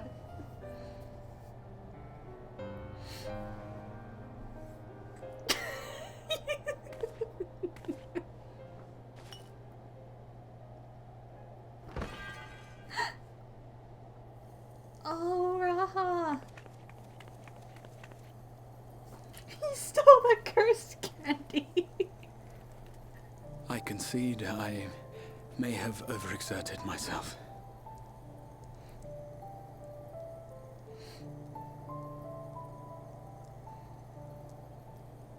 Steady now and listen. I told you before that I had a plan, and that when all is said and done, I would ask a favor of you.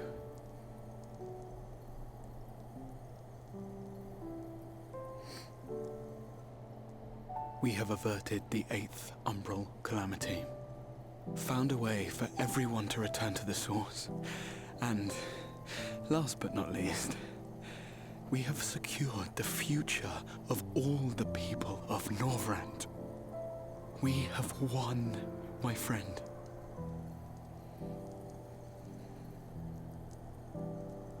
So, I hope you'll forgive me this moment of selfishness, and while I wouldn't want you to feel obliged,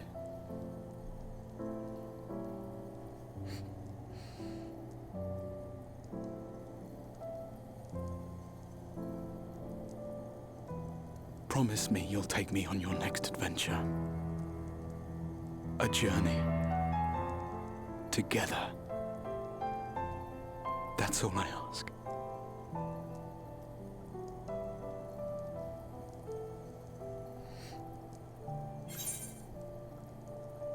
I promise.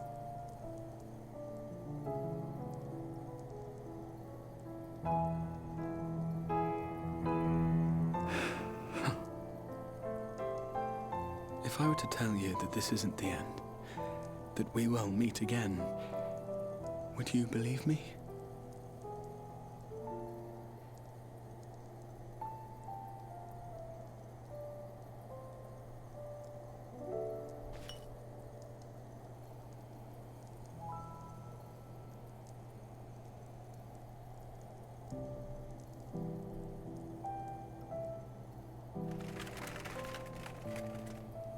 Thank you.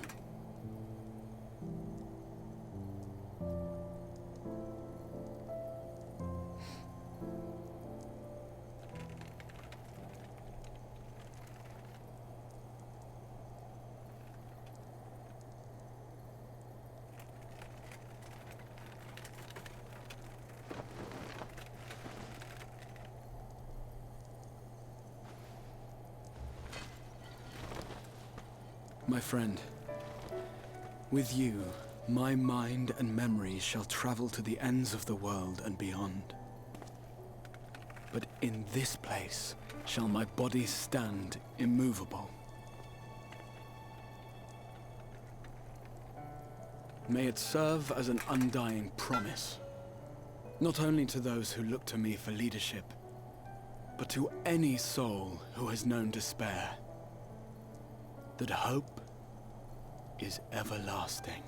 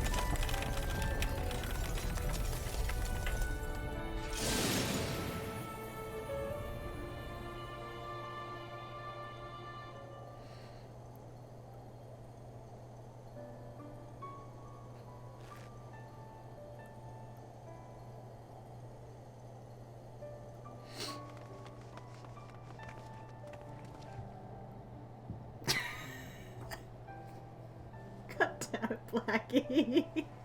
He is not candy, he's literal crystal.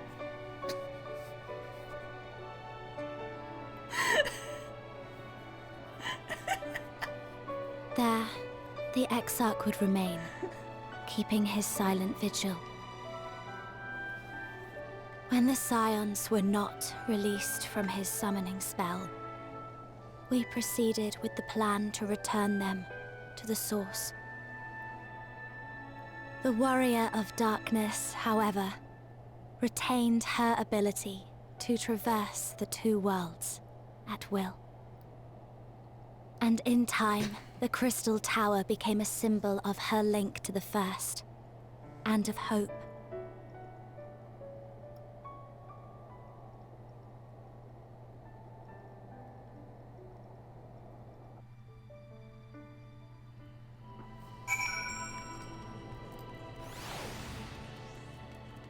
We are not licking the crystal, Blackie.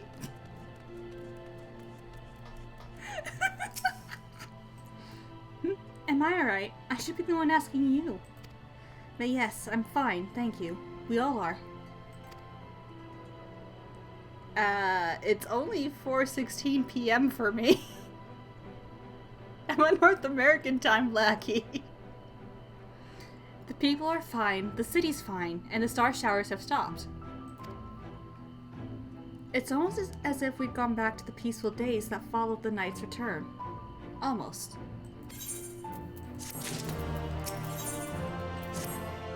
Karu, if you're ready, would you recount to us how the day unfolded?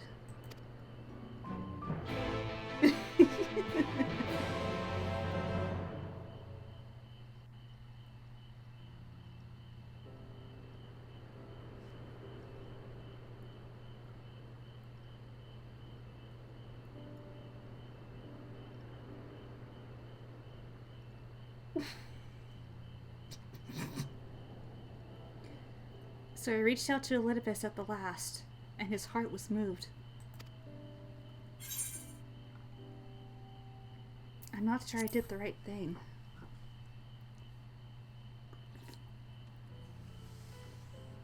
Perhaps you did. Perhaps you did not. None can say. But the important thing is this. Though violence proved unavoidable, you did at least come to understand your foe. And in knowing his hopes and dreams, do we best remember him and his legacy. So long as they remain unforgotten, the love he and his brethren bore for one another and the star may yet be rewarded.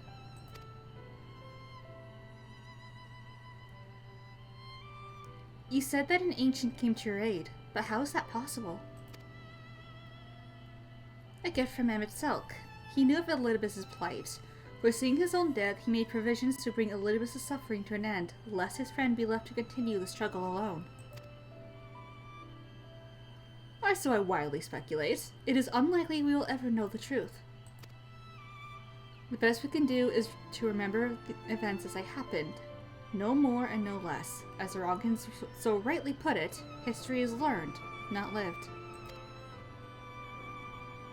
Ah, there you all are!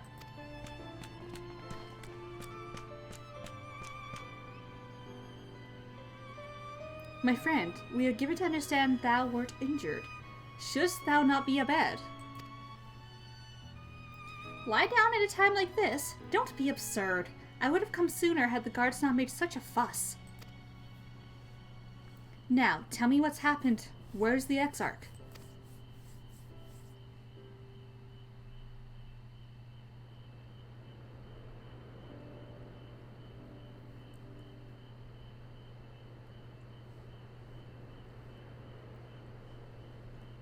I see. Kaharu, will you show me his spirit vessel?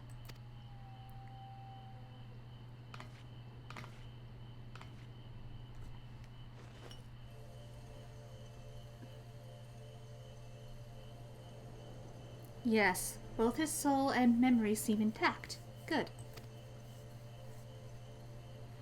Unlike the others, his ether was not highly charged, and so it did not seem necessary to employ a familiar for the imbuing, but I needed to be certain all the same. Oh, what a relief.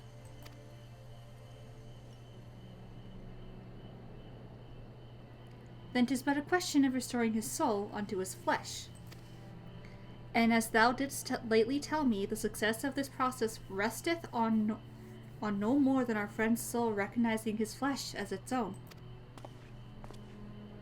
Given his apparent desire to return to the source with Kaharu, one would think his soul would not only be too happy to be home, no? Surely it wouldn't balk at the relative newness of its accommodation. Someone would hope, but none can speak for the Exarch's heart of hearts, and he can no longer speak for himself.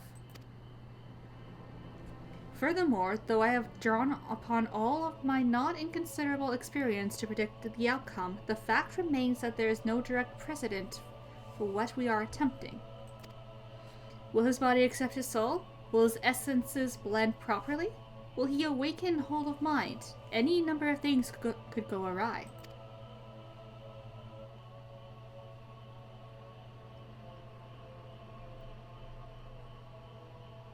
Assuming I have succeeded in tempering your expectations, I should probably add that I did ask the Exarch if he still wished to return to the source in full knowledge of the risks. A simple enough question, one would think, warranting a single word reply. Yet the answer I received was rather longer than that. Almost comically so, in fact. Regardless, out of respect for the man, I shall attempt to recite it with a certain amount of poetic license. Ahem! As I grew older, the burdens I carried became ever more numerous, burdens which weighed upon my hopes, burying them deep within my breast, so deep that I couldn't be certain they are still there. But when I look around me, I am reminded that, no matter how deeply buried they may be, our hopes never truly disappear. No, they were always with us, guiding us, driving us.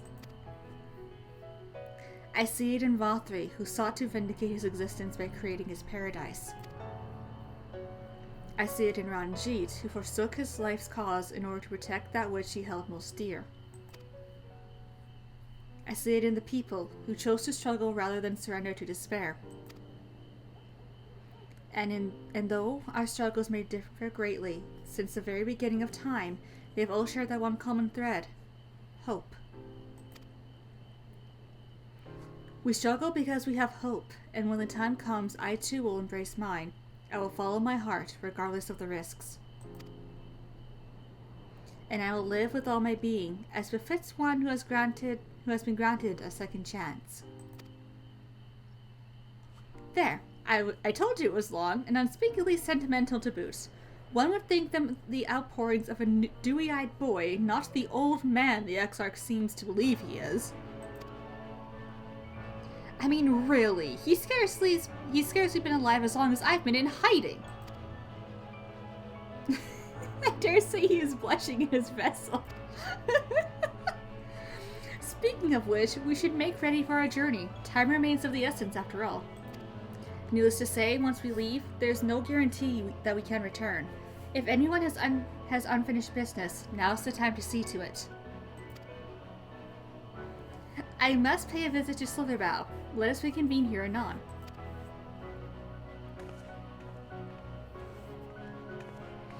There remain some few matters which require mine attention in Ilmig. May I leave Thancred in thy care, child? I've been meaning to get some flowers from Infilia. And I thought you might help me choose them, and then we could go to Nabath Arang together, one last time. A fine suggestion. Lead on.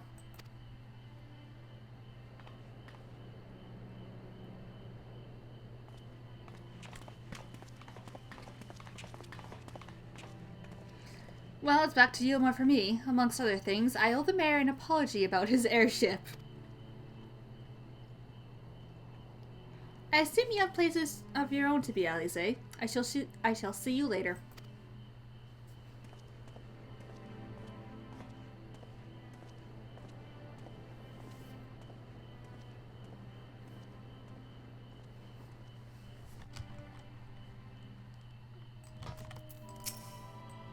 As you probably guessed, I'm going to pay the inn at Journey's. I'm going to pay the visit to the inn at Journey's Head, but I want you to come too. I realize you don't need to say any farewells, but the Exarch does, if only in spirit. So I thought you might bring him along, so to speak.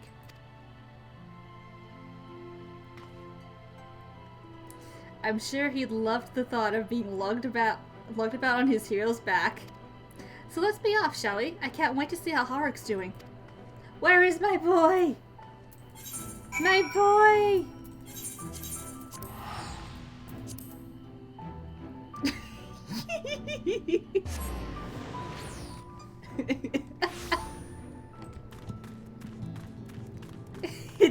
It's okay. His soul, he's not aware of anything within the spirit vessel. He's fine. Horrick? Horrick! Oh god, don't tell me he's wandered off again. Quickly, Kaharu, we have to find him. Oh, Alize, I didn't see you there. If you're looking for Horrick, he's gone for a walk with one of the others. They're planning to visit the graveyard, if I'm not mistaken. Well, that's a relief. Shall we adjourn to the graveyard then?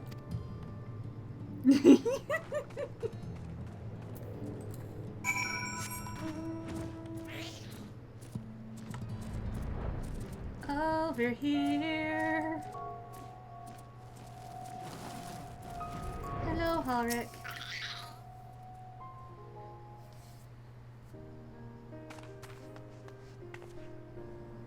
There he is. I was afraid he'd wander off again. Oh, there's no need to worry. Horrick's safe and well. He's been showing good progress and likes to go for walks of late. Though his steps usually bring him to this particular spot.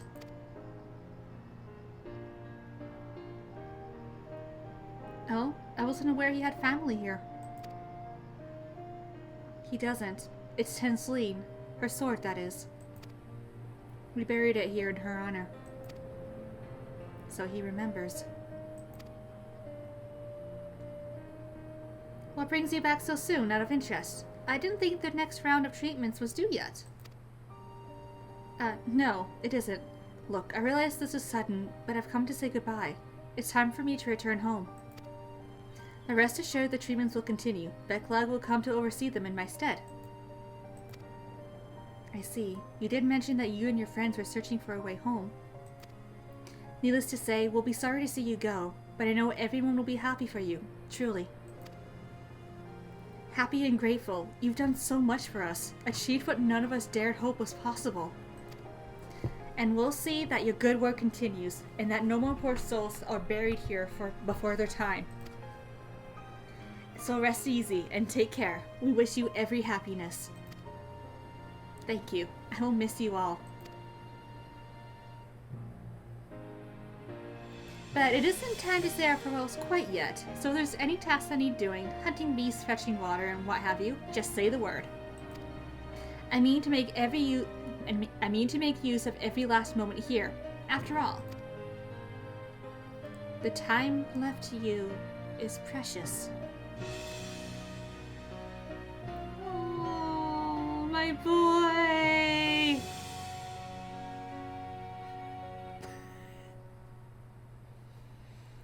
That's right, Horrick. That's exactly right. Those words will guide you true, so never forget them. And neither will I.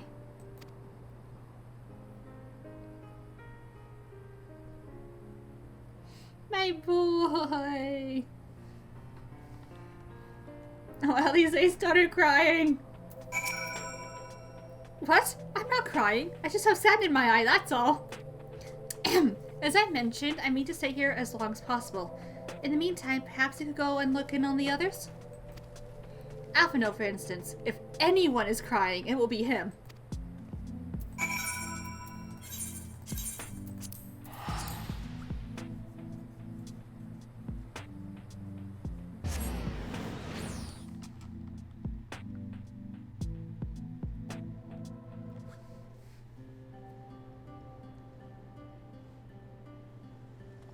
Alright, you rest well, Blackie.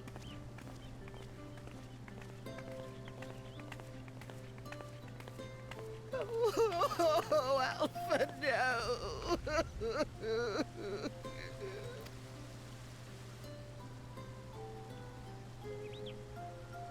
Please, Lady Chai, dry your eyes. The thought of never seeing you again is more than my poor heart can bear. Oh, Mama Chai.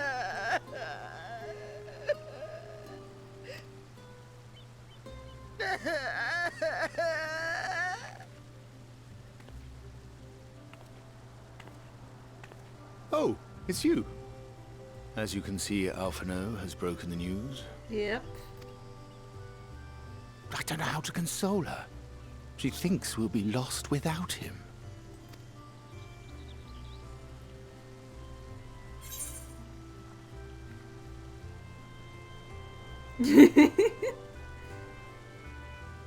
You're certainly well loved.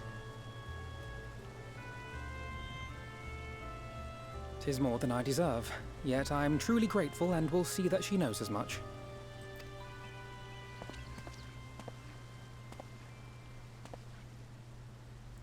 Lady Chai, I have a confession to make.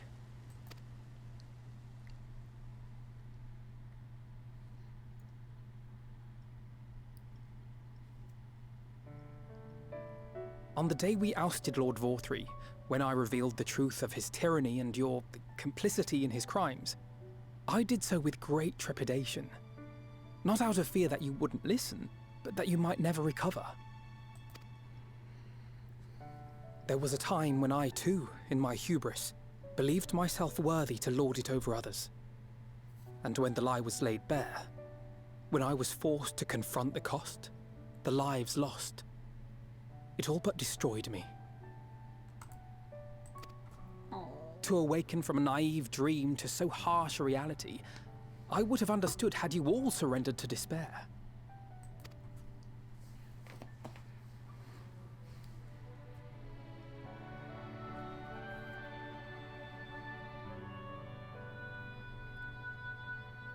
But you didn't surrender. Far from it. You picked yourselves up and rose to the challenge. You found a path forward and the strength to walk it, and to keep walking it, day after day. But what struck me is how much faster you found it than I did. Really? That felt pretty slow to me. But rest assured, we'll make Yulmore into a nation anyone would be proud to call home. Eventually.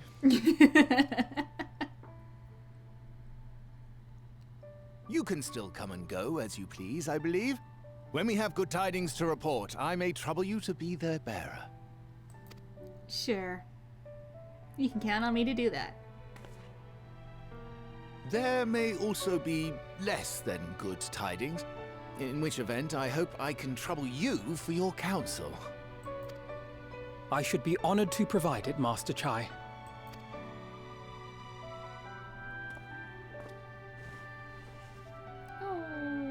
Oh, Alphino. I know you aren't one to sit still, but do remember to take your ease from time to time. And no matter where you are, remember that there are people here who are praying for your health and happiness.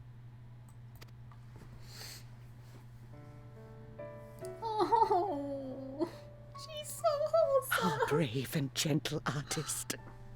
You have our love, now and always. Oh.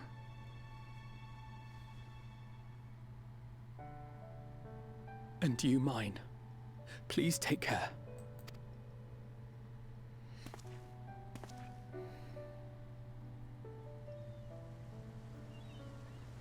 I love him so much. Ah.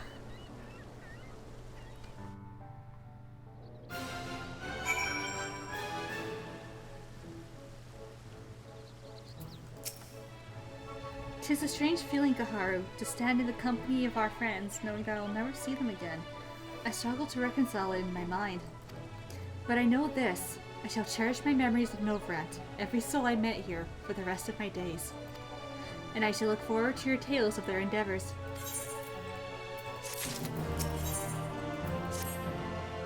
Forgive me, I realize now that I never asked you what business brought you here. Can I be of assistance? Alize said that, did she? Well, as you can see, I am quite alright now. Unlike her, by the sound of it. Perhaps I might consider visiting Urianger next. Given his conversance and I just look at the death of the Fae folk, I doubt it will be an issue, but a small part of me worries that they may not relinquish him willingly. As such, I would feel better for you to look in on our friend, assuming you have the time, of course.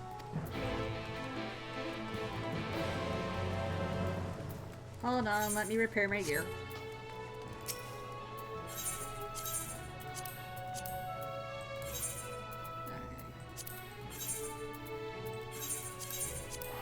Oh, goodness.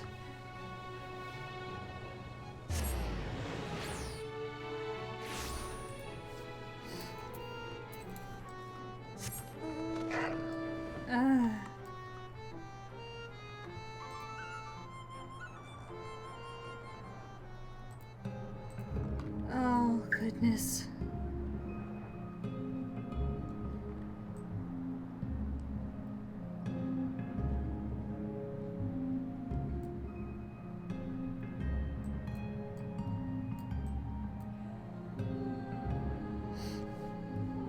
Oh.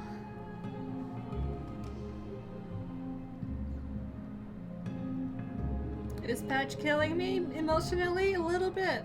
Little bit.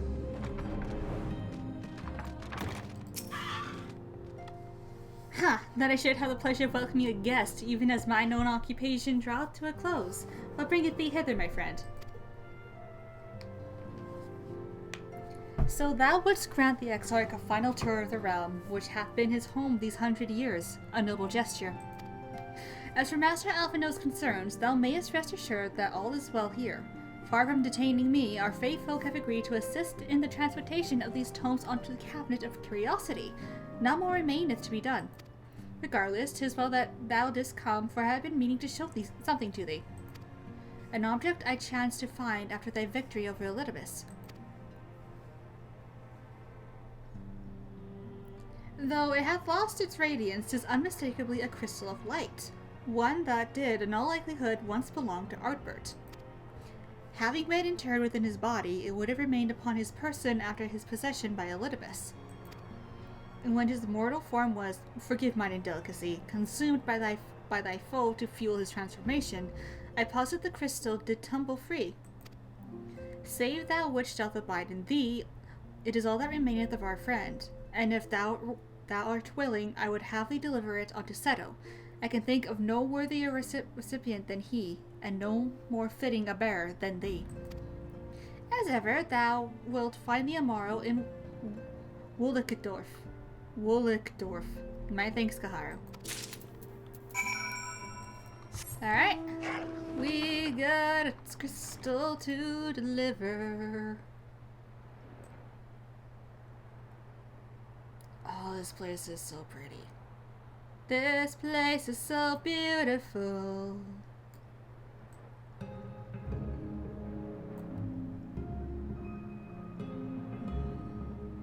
Calm and peaceful.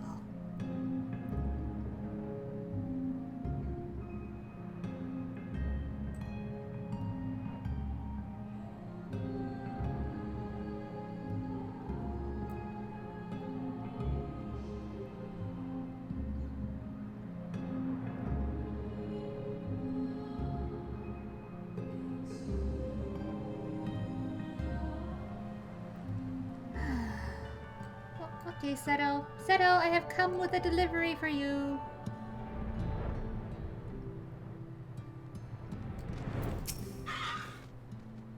Ah, full glad am I to see you safe and well. Rumors spoke of strange spectral foes bent on your destruction. But with the sky returned to normal, I assume all is well again. So, to what do I owe the pleasure of this visit?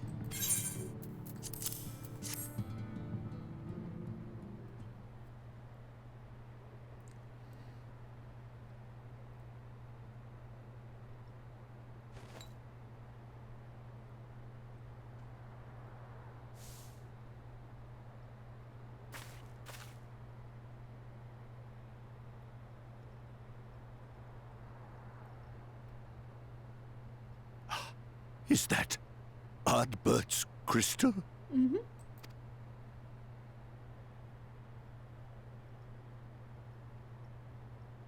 So it is. It has changed, but I would know it anywhere. However, did you come by it?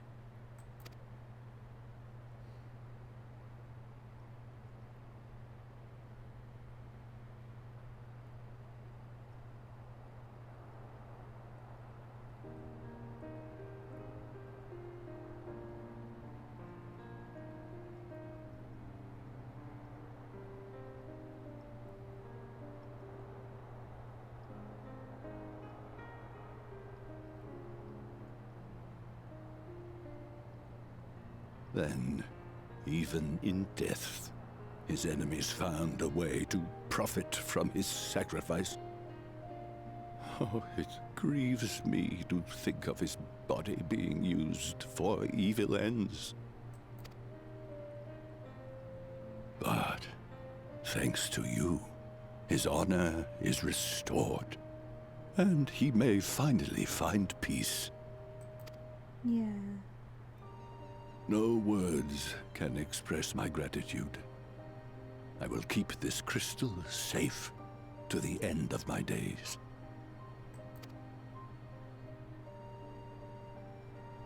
Rest easy, my friend. You have earned it.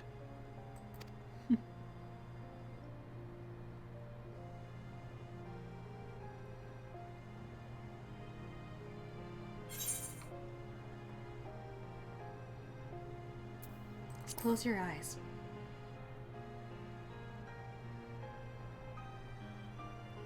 Pardon? Very well.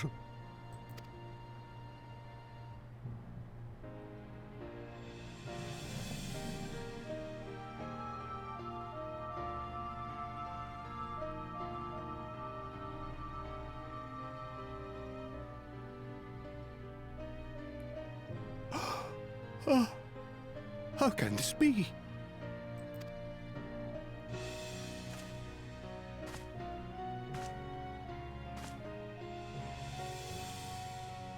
Seto, my old friend.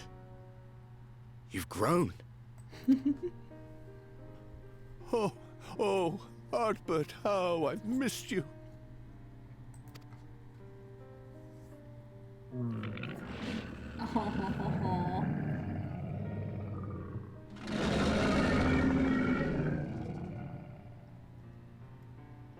I'm sorry I couldn't keep you safe, or even console you.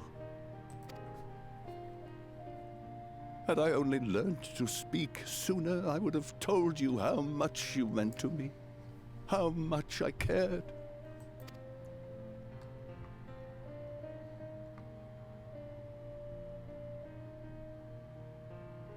I knew. I always knew.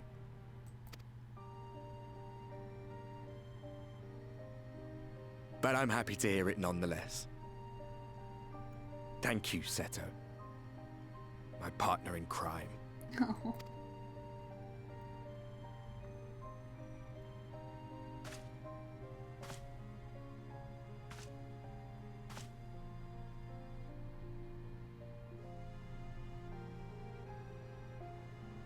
I see.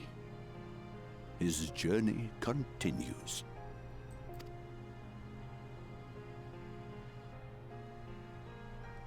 Then I will not yet bid him rest. With you, he may look forward to many more adventures.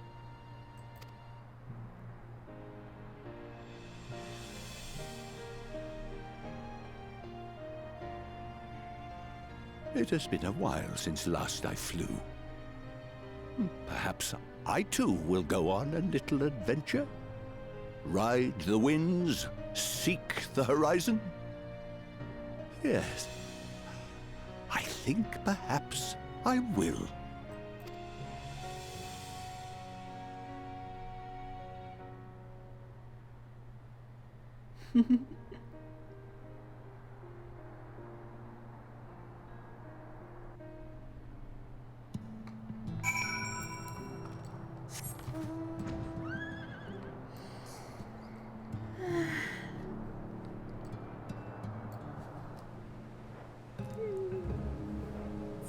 So sweet. I'm glad we can do that for. We were able to do that for him. Let him talk to Artford one more time.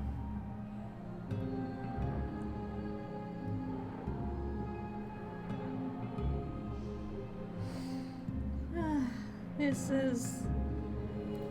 has been quite a journey in the first. And we're almost done. Almost.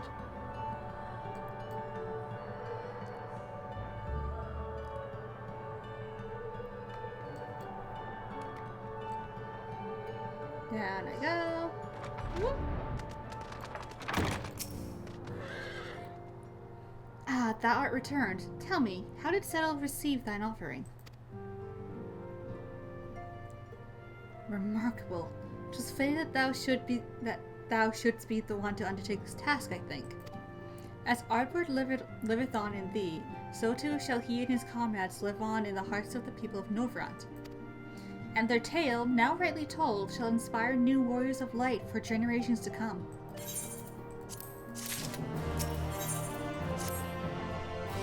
Now, assuming thou art intendest to continue thy tour, might I suggest Slitherbow as thy next destination? The task of tidying up one's abode is seldom light work, yet I suspect Yshtil is heavier than most. Suffice it to say, a pair of helping hands might not go amiss.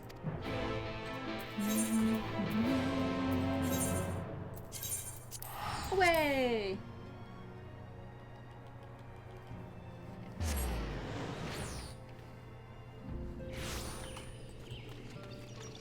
Yshtona! And what is this? Have you come to spy on me?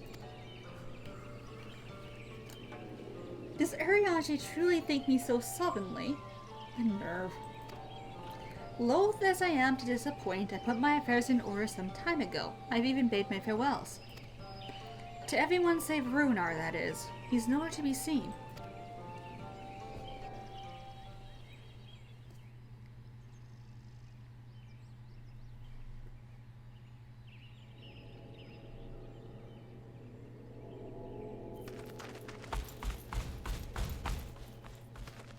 Master Matoya. Oh.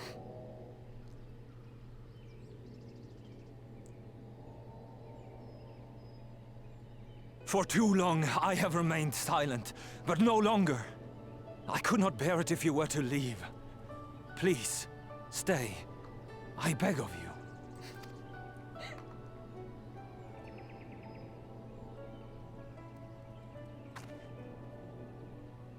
Runar, please.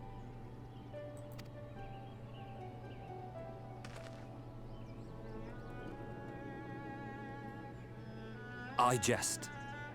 At least in part. What I came to say is this. Thank you. Without your wisdom, your strength, and your kindness to guide us, our people would still be lost. We will never forget you, Master Matoya. Wherever your journeys may take you, you will always be in our hearts. And you in mine. Remember that your people's journey, that our people's journey is yet ongoing. Your lives will change, and so too will your dreams. Yet come what may, you need not forsake your time-honored traditions, nor less your beliefs. Oh. But neither should you be beholden to them. For it was with curiosity and courage that the Knights Blessed first triumphed over adversity. New knowledge and new wisdom are ever worthy of pursuit. Indeed they are. And so, until we return to the Sunless Sea, we shall endeavor to live our lives to the fullest. That is well. But however great your strides, there may yet come a day when the challenges you face cannot be surmounted alone. On such a day...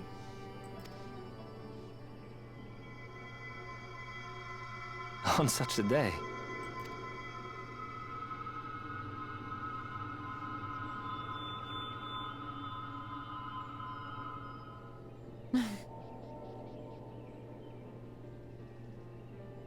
You may call on me. Since a means to travel between worlds exists, you can be sure I will find a way to employ it. Of course you will. And there remain so many mysteries here that want for solving. Master Matoya! Runha, really?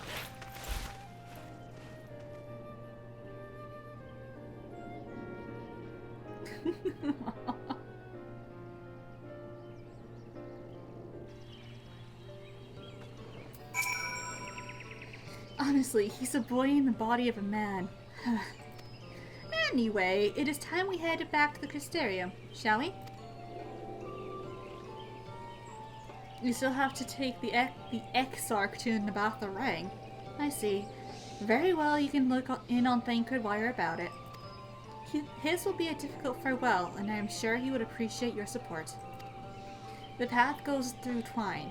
If you wait there, you'll like to meet him on his way back, if not before.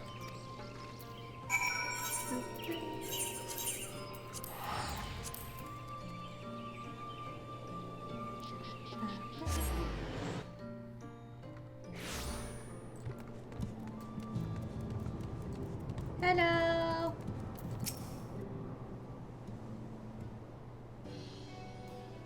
Eh? You too? What is this, my bloody name day? I see. Yes, Thancred was here, and Reem too. They said they wanted to go to Nabatha Rang, so we gave them use of the trolley. That's right, the old girl's up and running again, but we didn't just put her back together, mind you. No, with a little bit of help from Master Chai. We made her faster!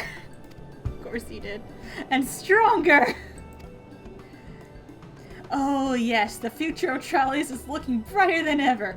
Whisper it, but I reckon it might be time. Time to reach for the stars with the trolley to dwarf all trolleys. What is with your obsession with trolleys? If you ask me, it would be better off making them smaller. That way they can fit in narrow shafts. But that's genius! Why didn't I think of that? Enough, you can daydream in your own time. In case you've forgotten, our priority is to have more working trolleys. That's why we turned to try Nuz, by the way. Not to make one trolley we thought go faster. We needed help getting a few towers in working order, see?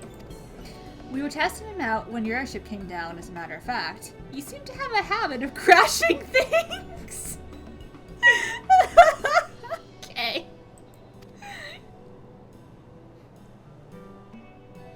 We're back. Our thanks for the loan of the trolley. Kaharu, what are you doing here? Don't tell me the others are waiting for us. That's a relief. At any rate, we've done what we came to do, which means I'm ready to leave, or as ready as I'll ever be. Not to pry, but what's going on? You off somewhere? You could say that.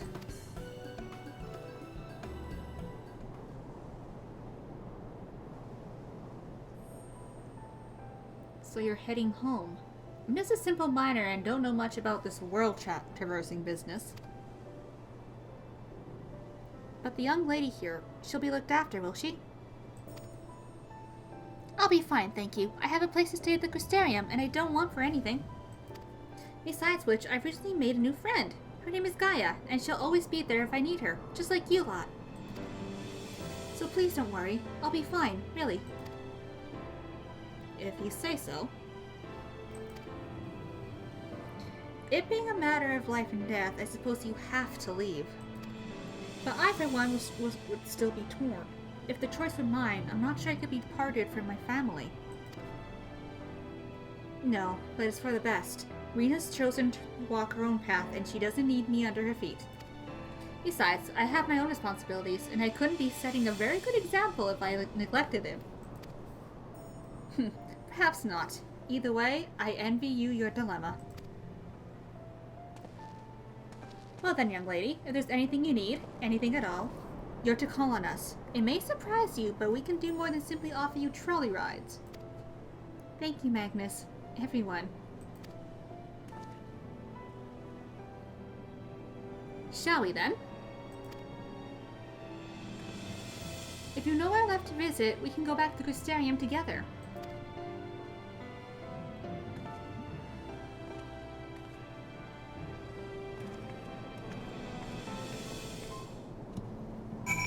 To the Crystarium.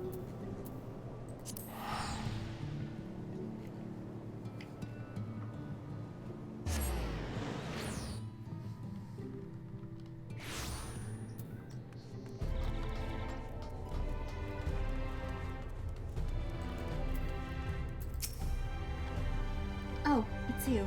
You're probably wondering why I'm not with the others. It's just, I always knew that everyone would leave one day, and I always hoped and prayed that we would find a way to send them home. But now that the time has come, I just feel lost. Lost and lonely. I don't want our last moments together to be sad.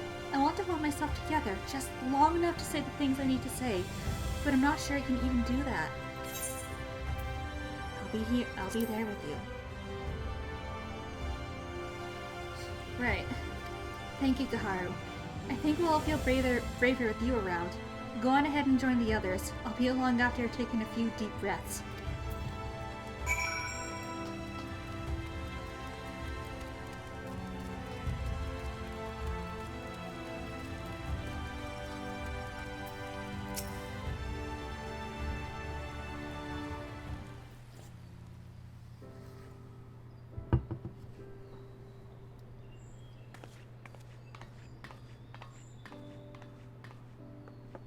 That's everyone then.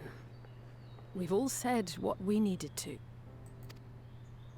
Even as we speak, Becklug undertaketh their final inspection of our spirit vessels. When thine own preparations for the journey are complete, thou art to present thyself in the ocular. Yep.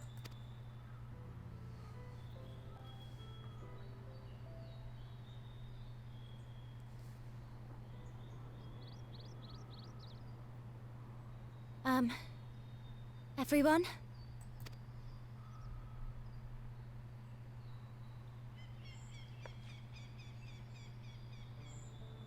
I want to thank you all, on behalf of the First. You, and Minfilia, and the Exarch. Without each and every one of you guiding us, fighting for us, we wouldn't be standing here now. There wouldn't even be a here. And no words can express our gratitude. Oh.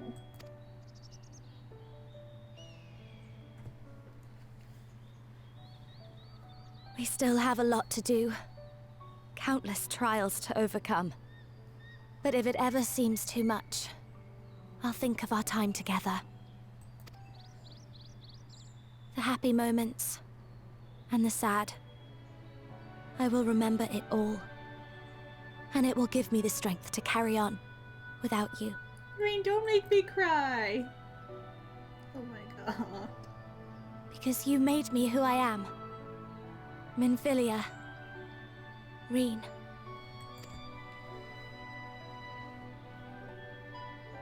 To honor these names and these memories, I will stand with all the people of this land and strive for a better tomorrow.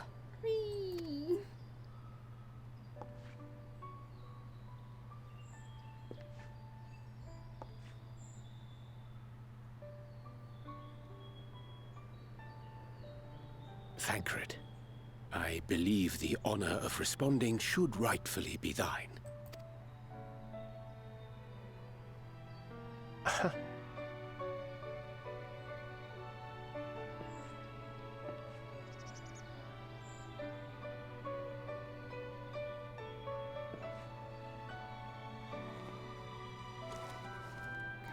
I know better than most how much you've grown, and I have every confidence you'll make your people proud.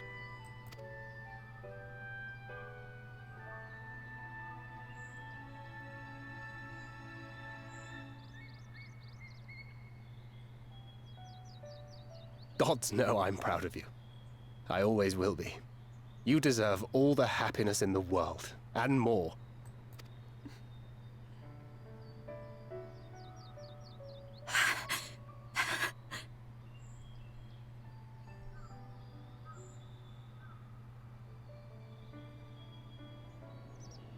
Might we also say a few words?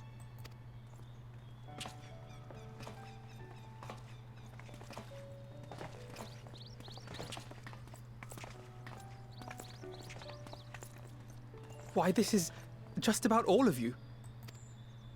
To see you off seemed the least we could do.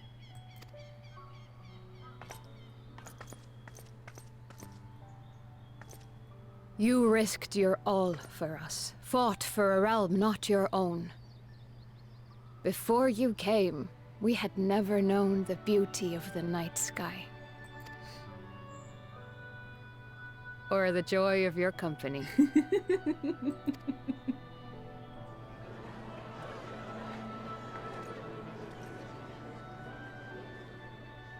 Though it saddens us deeply to bid you farewell, it has ever been our way to send off friends with a smile.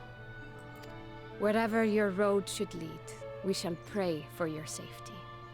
And following your brave example, we shall continue to fight for the Crystarium. With or without us, you've always taken good care of this city. I don't doubt for a moment you'll continue to do so.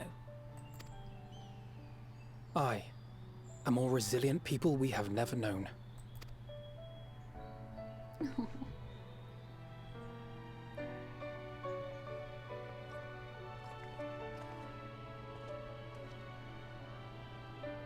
As resilient and enduring as the tower that watches over you. To the last, we did not question the Exarch about his past. It is only now, when he can no longer tell us, that we believe we know the answer. We have heard what became of him, and what is about to be attempted.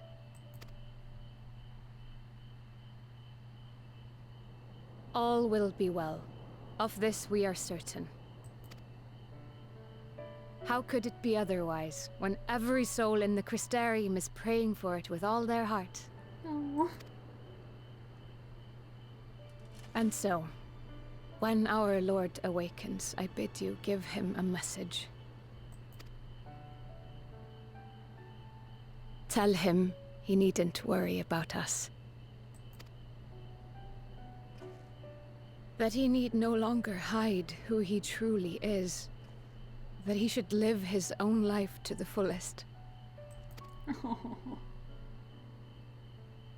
And that if he should ever find himself reminiscing on the past with a smile, we shall be smiling with him.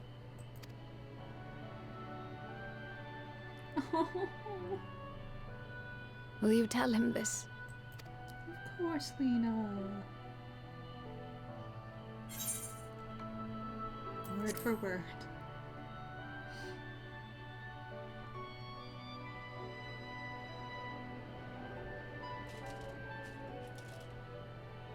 Thank you. Please look after him for us.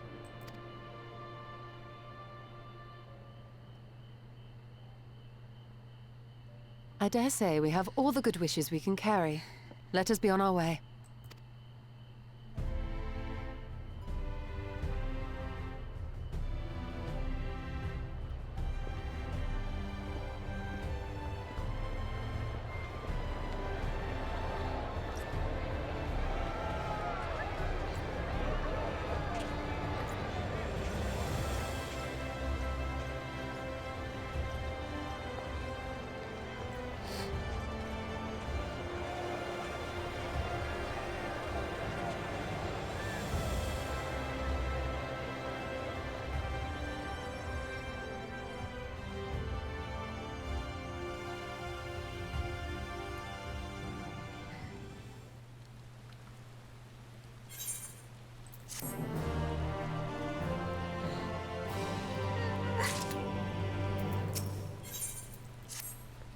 Well, I suppose it's time. Are you ready, Kaharu? Alright, let's not keep the others waiting.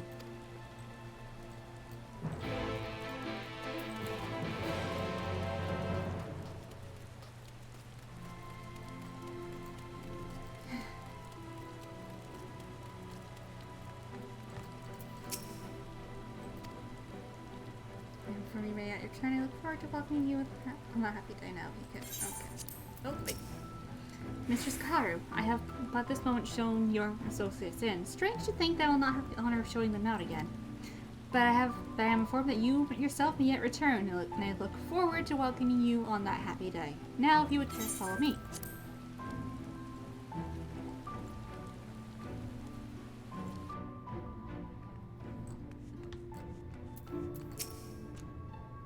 Ah, there you are. I take it you are ready for the journey. The spirit vessels are primed and our company complete. A word from you, we shall begin. Very good. I shall distribute the vessels at once.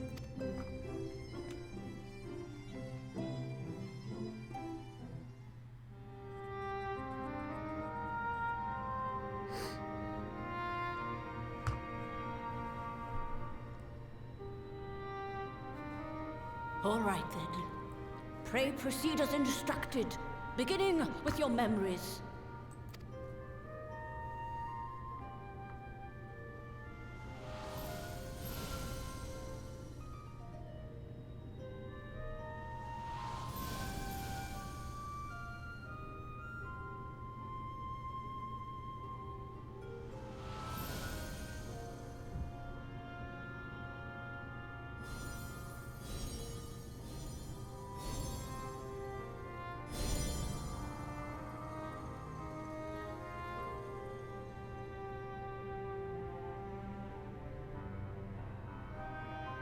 The first step is complete, and all appeareth to be in order. Well, that just leaves our souls then. You can do it.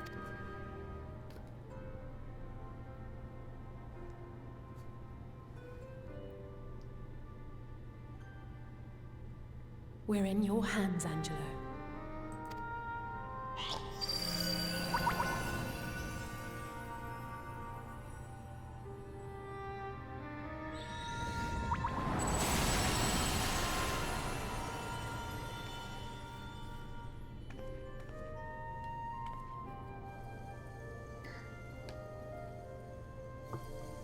There they go.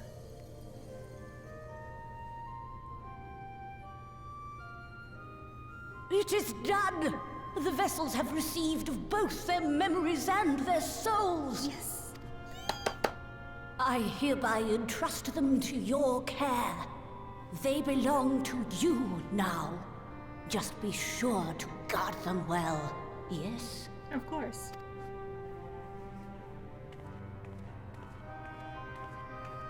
This will work, won't it? Of course it will. Don't worry about it. Our theories have held thus far, but I make no promises about what is to come. Even the greatest mages in history knew better than to transport a soul across the rift. We, my dear, are in unknown territory.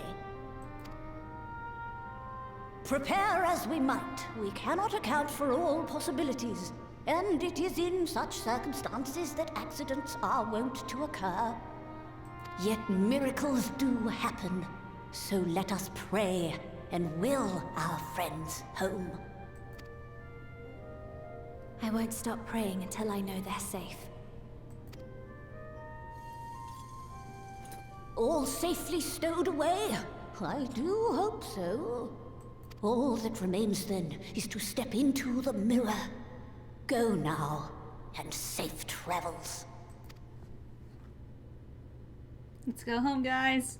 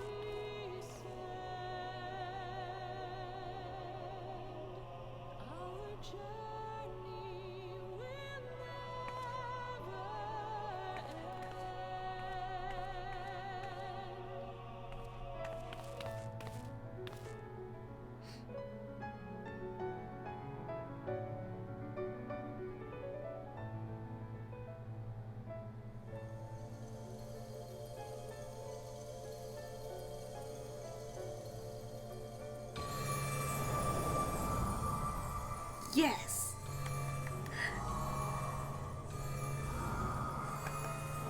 Come on, guys.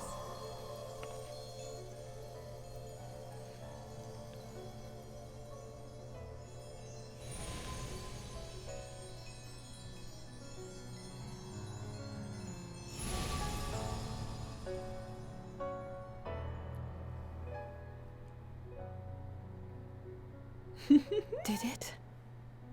Are we? Welcome home.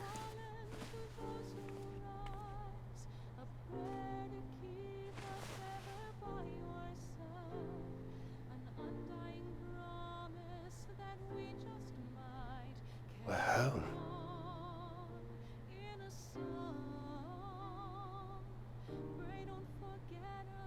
Oh, you're back.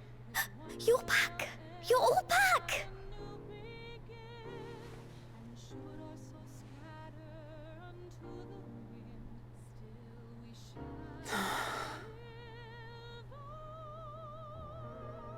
Thank you. My body feels like a sack of potatoes, but otherwise, I've never felt better. That said, I doubt any of us will be fit to travel for some while. Maybe leave the rest to you. For the time being. Yeah, you can.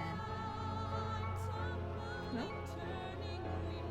The vessel beareth our comrade's blood. With it in thy possession, the way will surely open before thee. Yes! Yes, yes, yes!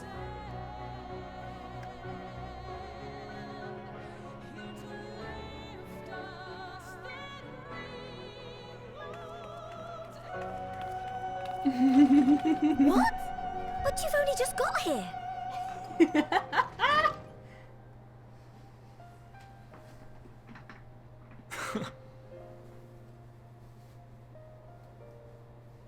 Tataru, might I trouble you to brew us all a pot of your special tea? Ah, and we may require an extra cup.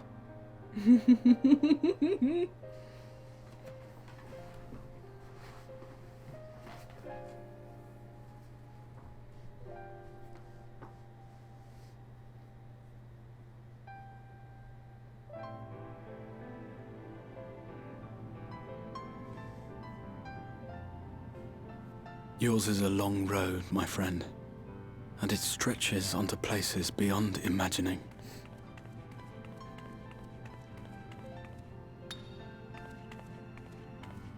With your every step, these grand adventures shall grow more distant and faint. And there may come a day when you forget the faces and voices of those you have met along the way. On that day, I bid you remember this.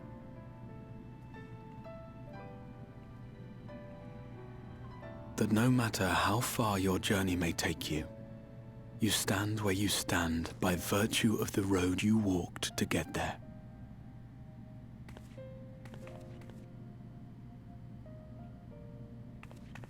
For in times of hardship, when you fear you cannot go on, the joy you have known, the pain you have felt, the prayers you have whispered and answered, they shall ever be your strength and your comfort.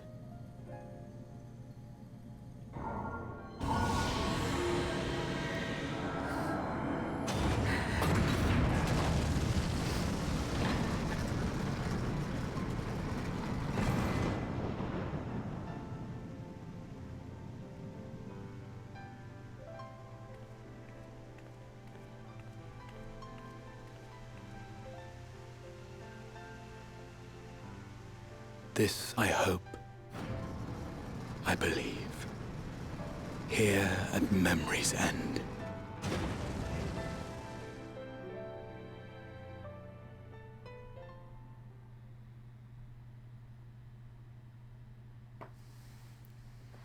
Some days later.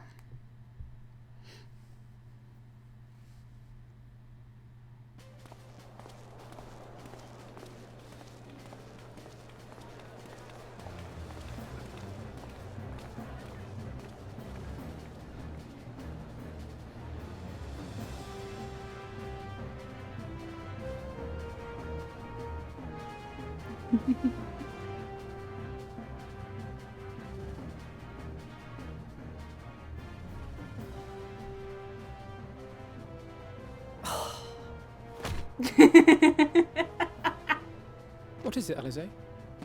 Are you all right? Do you still feel under the weather? Physically, I couldn't be better.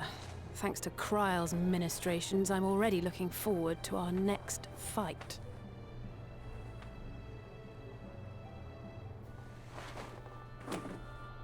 But seriously, don't you have anything to say about that?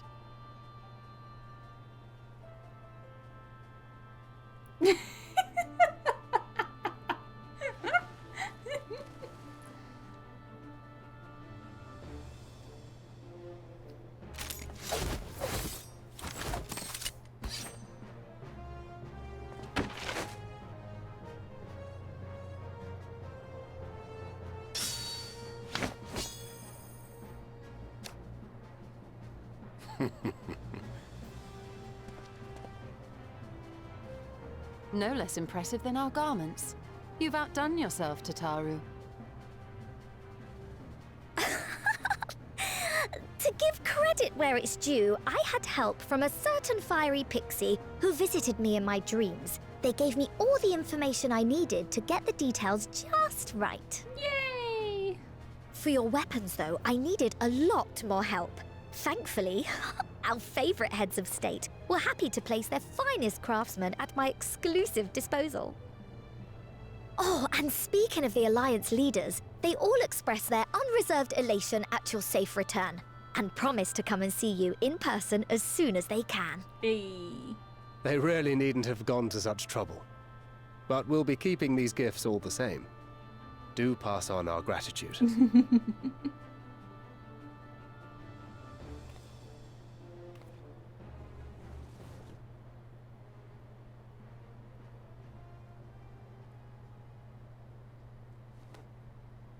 I realise we haven't taken up new martial arts, nor have I ever been one to set much store by appearances. But I can't help feeling a certain lack of, I don't know, personal development. I quite understand. But as you observed, the others had the more pressing need. Rest assured, our turn will come. I love Alize so much.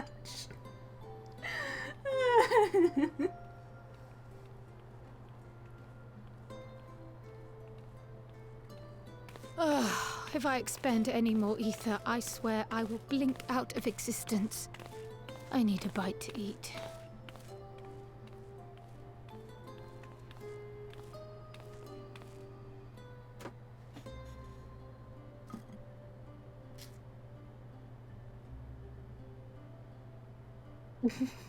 Archon love. Tataru, a cup of tea, if you would be so kind. And something sweet.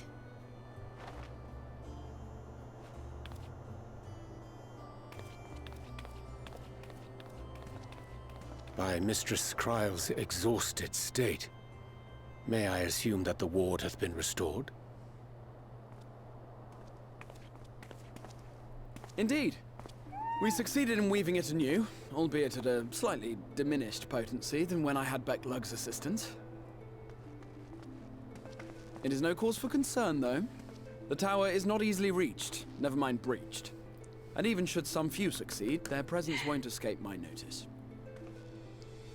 Look at him! Excellent.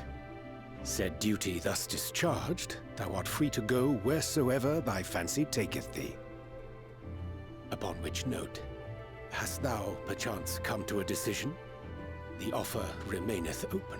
Look at him! Well, if you're certain that's what you... I mean, if you think I... Graha, really?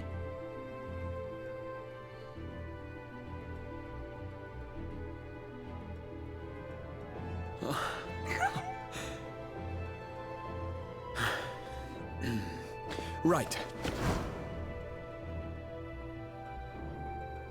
I accept. Henceforth, I shall count myself a scion of the Seventh Dawn. Grahatia, at your service. When I was a boy, many long years ago, I yearned to stand tall as the heroes of Eld. Look at him! But, like a fool, seeking to pluck the stars from the heavens, my every attempt to reprise their deeds fell short.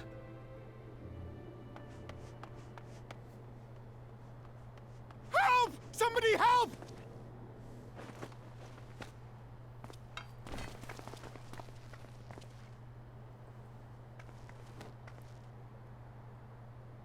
Hippogriffs! Hippogriffs on the rampage! A giant flock of them! Please, we need help!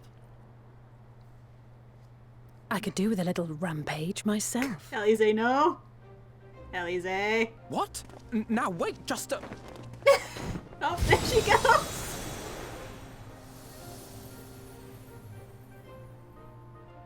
Here we go again.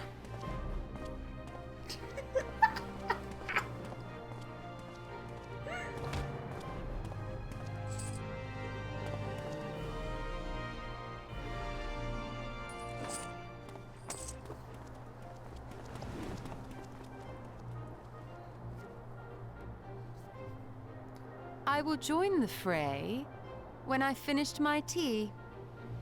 Thus did the Avatar of Destruction descend, and in her wake leave naught but tears and ash.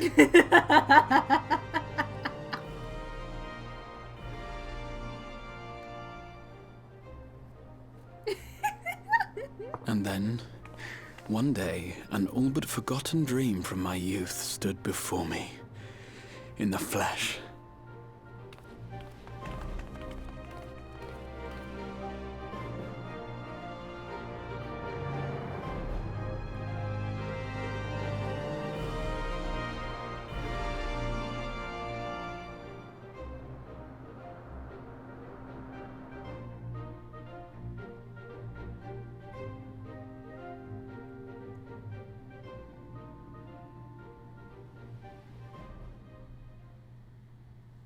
So it was that a new adventure began.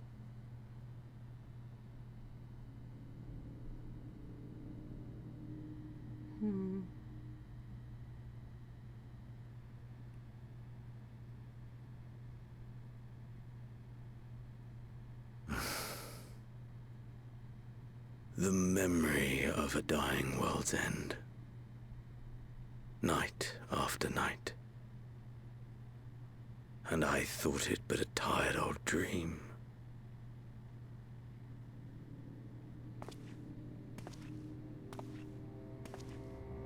I say, I knew that securing the palace would provide your radiance with depressingly little sport, but that you should fall asleep out of boredom.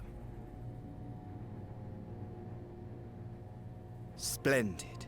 Truly splendid. And my own preparations, you will be pleased to hear, proceed apace.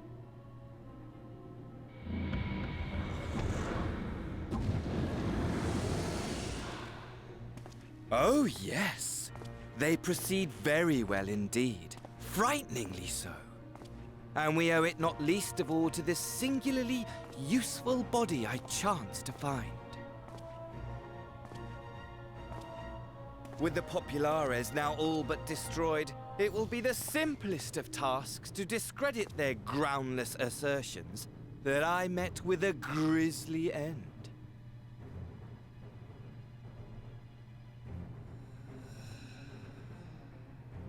And as the very much alive Lord of House Brutus, I have a vast fortune at my disposal. Ah, money, money, money, the great motivator. There is simply no better way to move men and expedite plans than with its alluring glint. Would you not agree?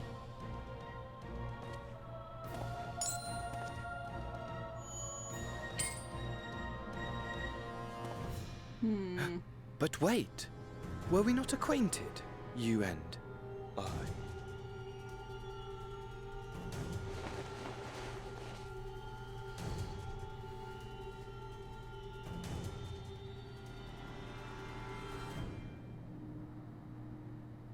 Should our familiarity cause you distress, I beg your forgiveness. And of all the bodies he chose Alsahiz. What did you say your name was? Oh, a dagger through my heart, that my deepest desire should forever remain unfulfilled, to live unrecognized, to die forgotten. Oh. Such theatrics. So it goes. Whatever this flesh may have been before, it serves only as a vessel now. And I, faithful Fandaniel, labor only to advance my lord's ambitions.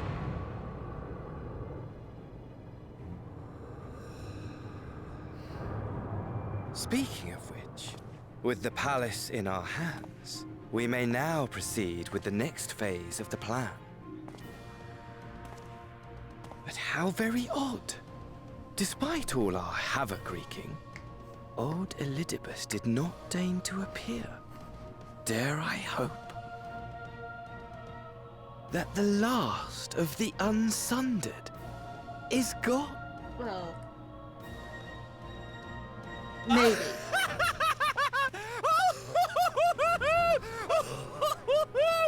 Imagine it! Bound no more by the shackles of mouldering memories, of damnable duty, free at last to live for the moment!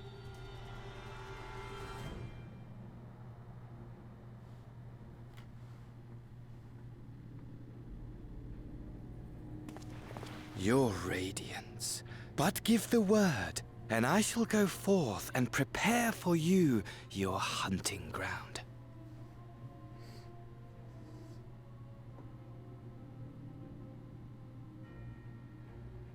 That which awaited was a foul beast. Ferocious, ravenous, remorseless. Do as you will.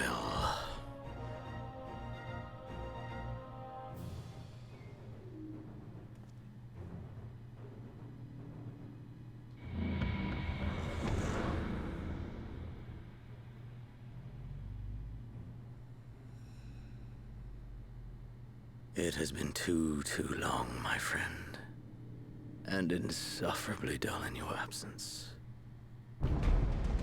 When you return to me, you will share everything.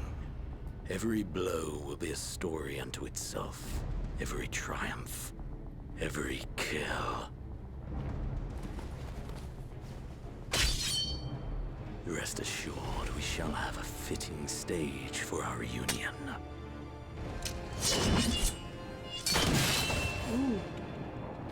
Oh yes. To reprise that transcendent moment, I will set this world ablaze. And we shall dance before the pyre.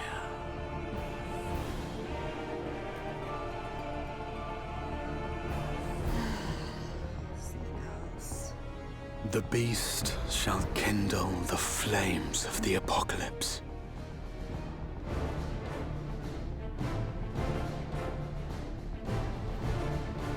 Into its domain shall the hero set forth for the final chapter in the tale of this star.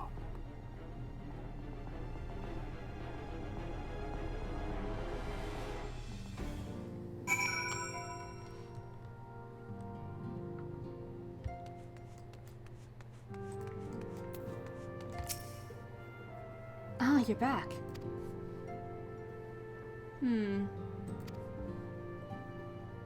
Tell me, Karu, do you think I was excessively familiar earlier in my tone and mannerism?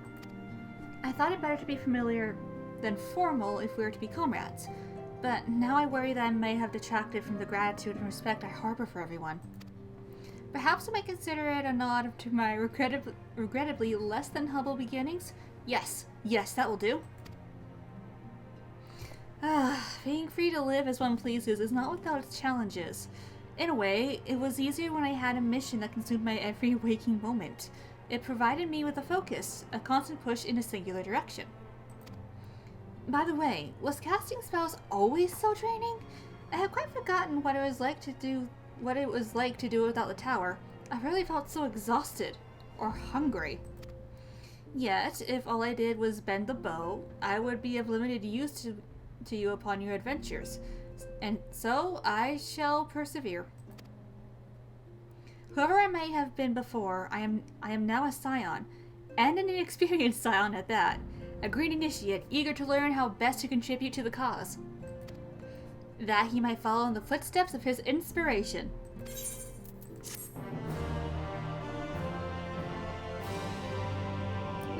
Is now just companion. And there we have it. That was 5.3. I don't remember it being as long as it actually ended up being, but you know, here we are. Next week we'll be taking a break from MSQ to go finish the Eden raid, go through the Yorha raid, and go through the weapon series. So, until then, I am Audius Wolf. Thank you for everyone that joined me today. Thank you for everyone that was chatting with me as well. It's always great to have people chatting. And I will see you all in the next stream.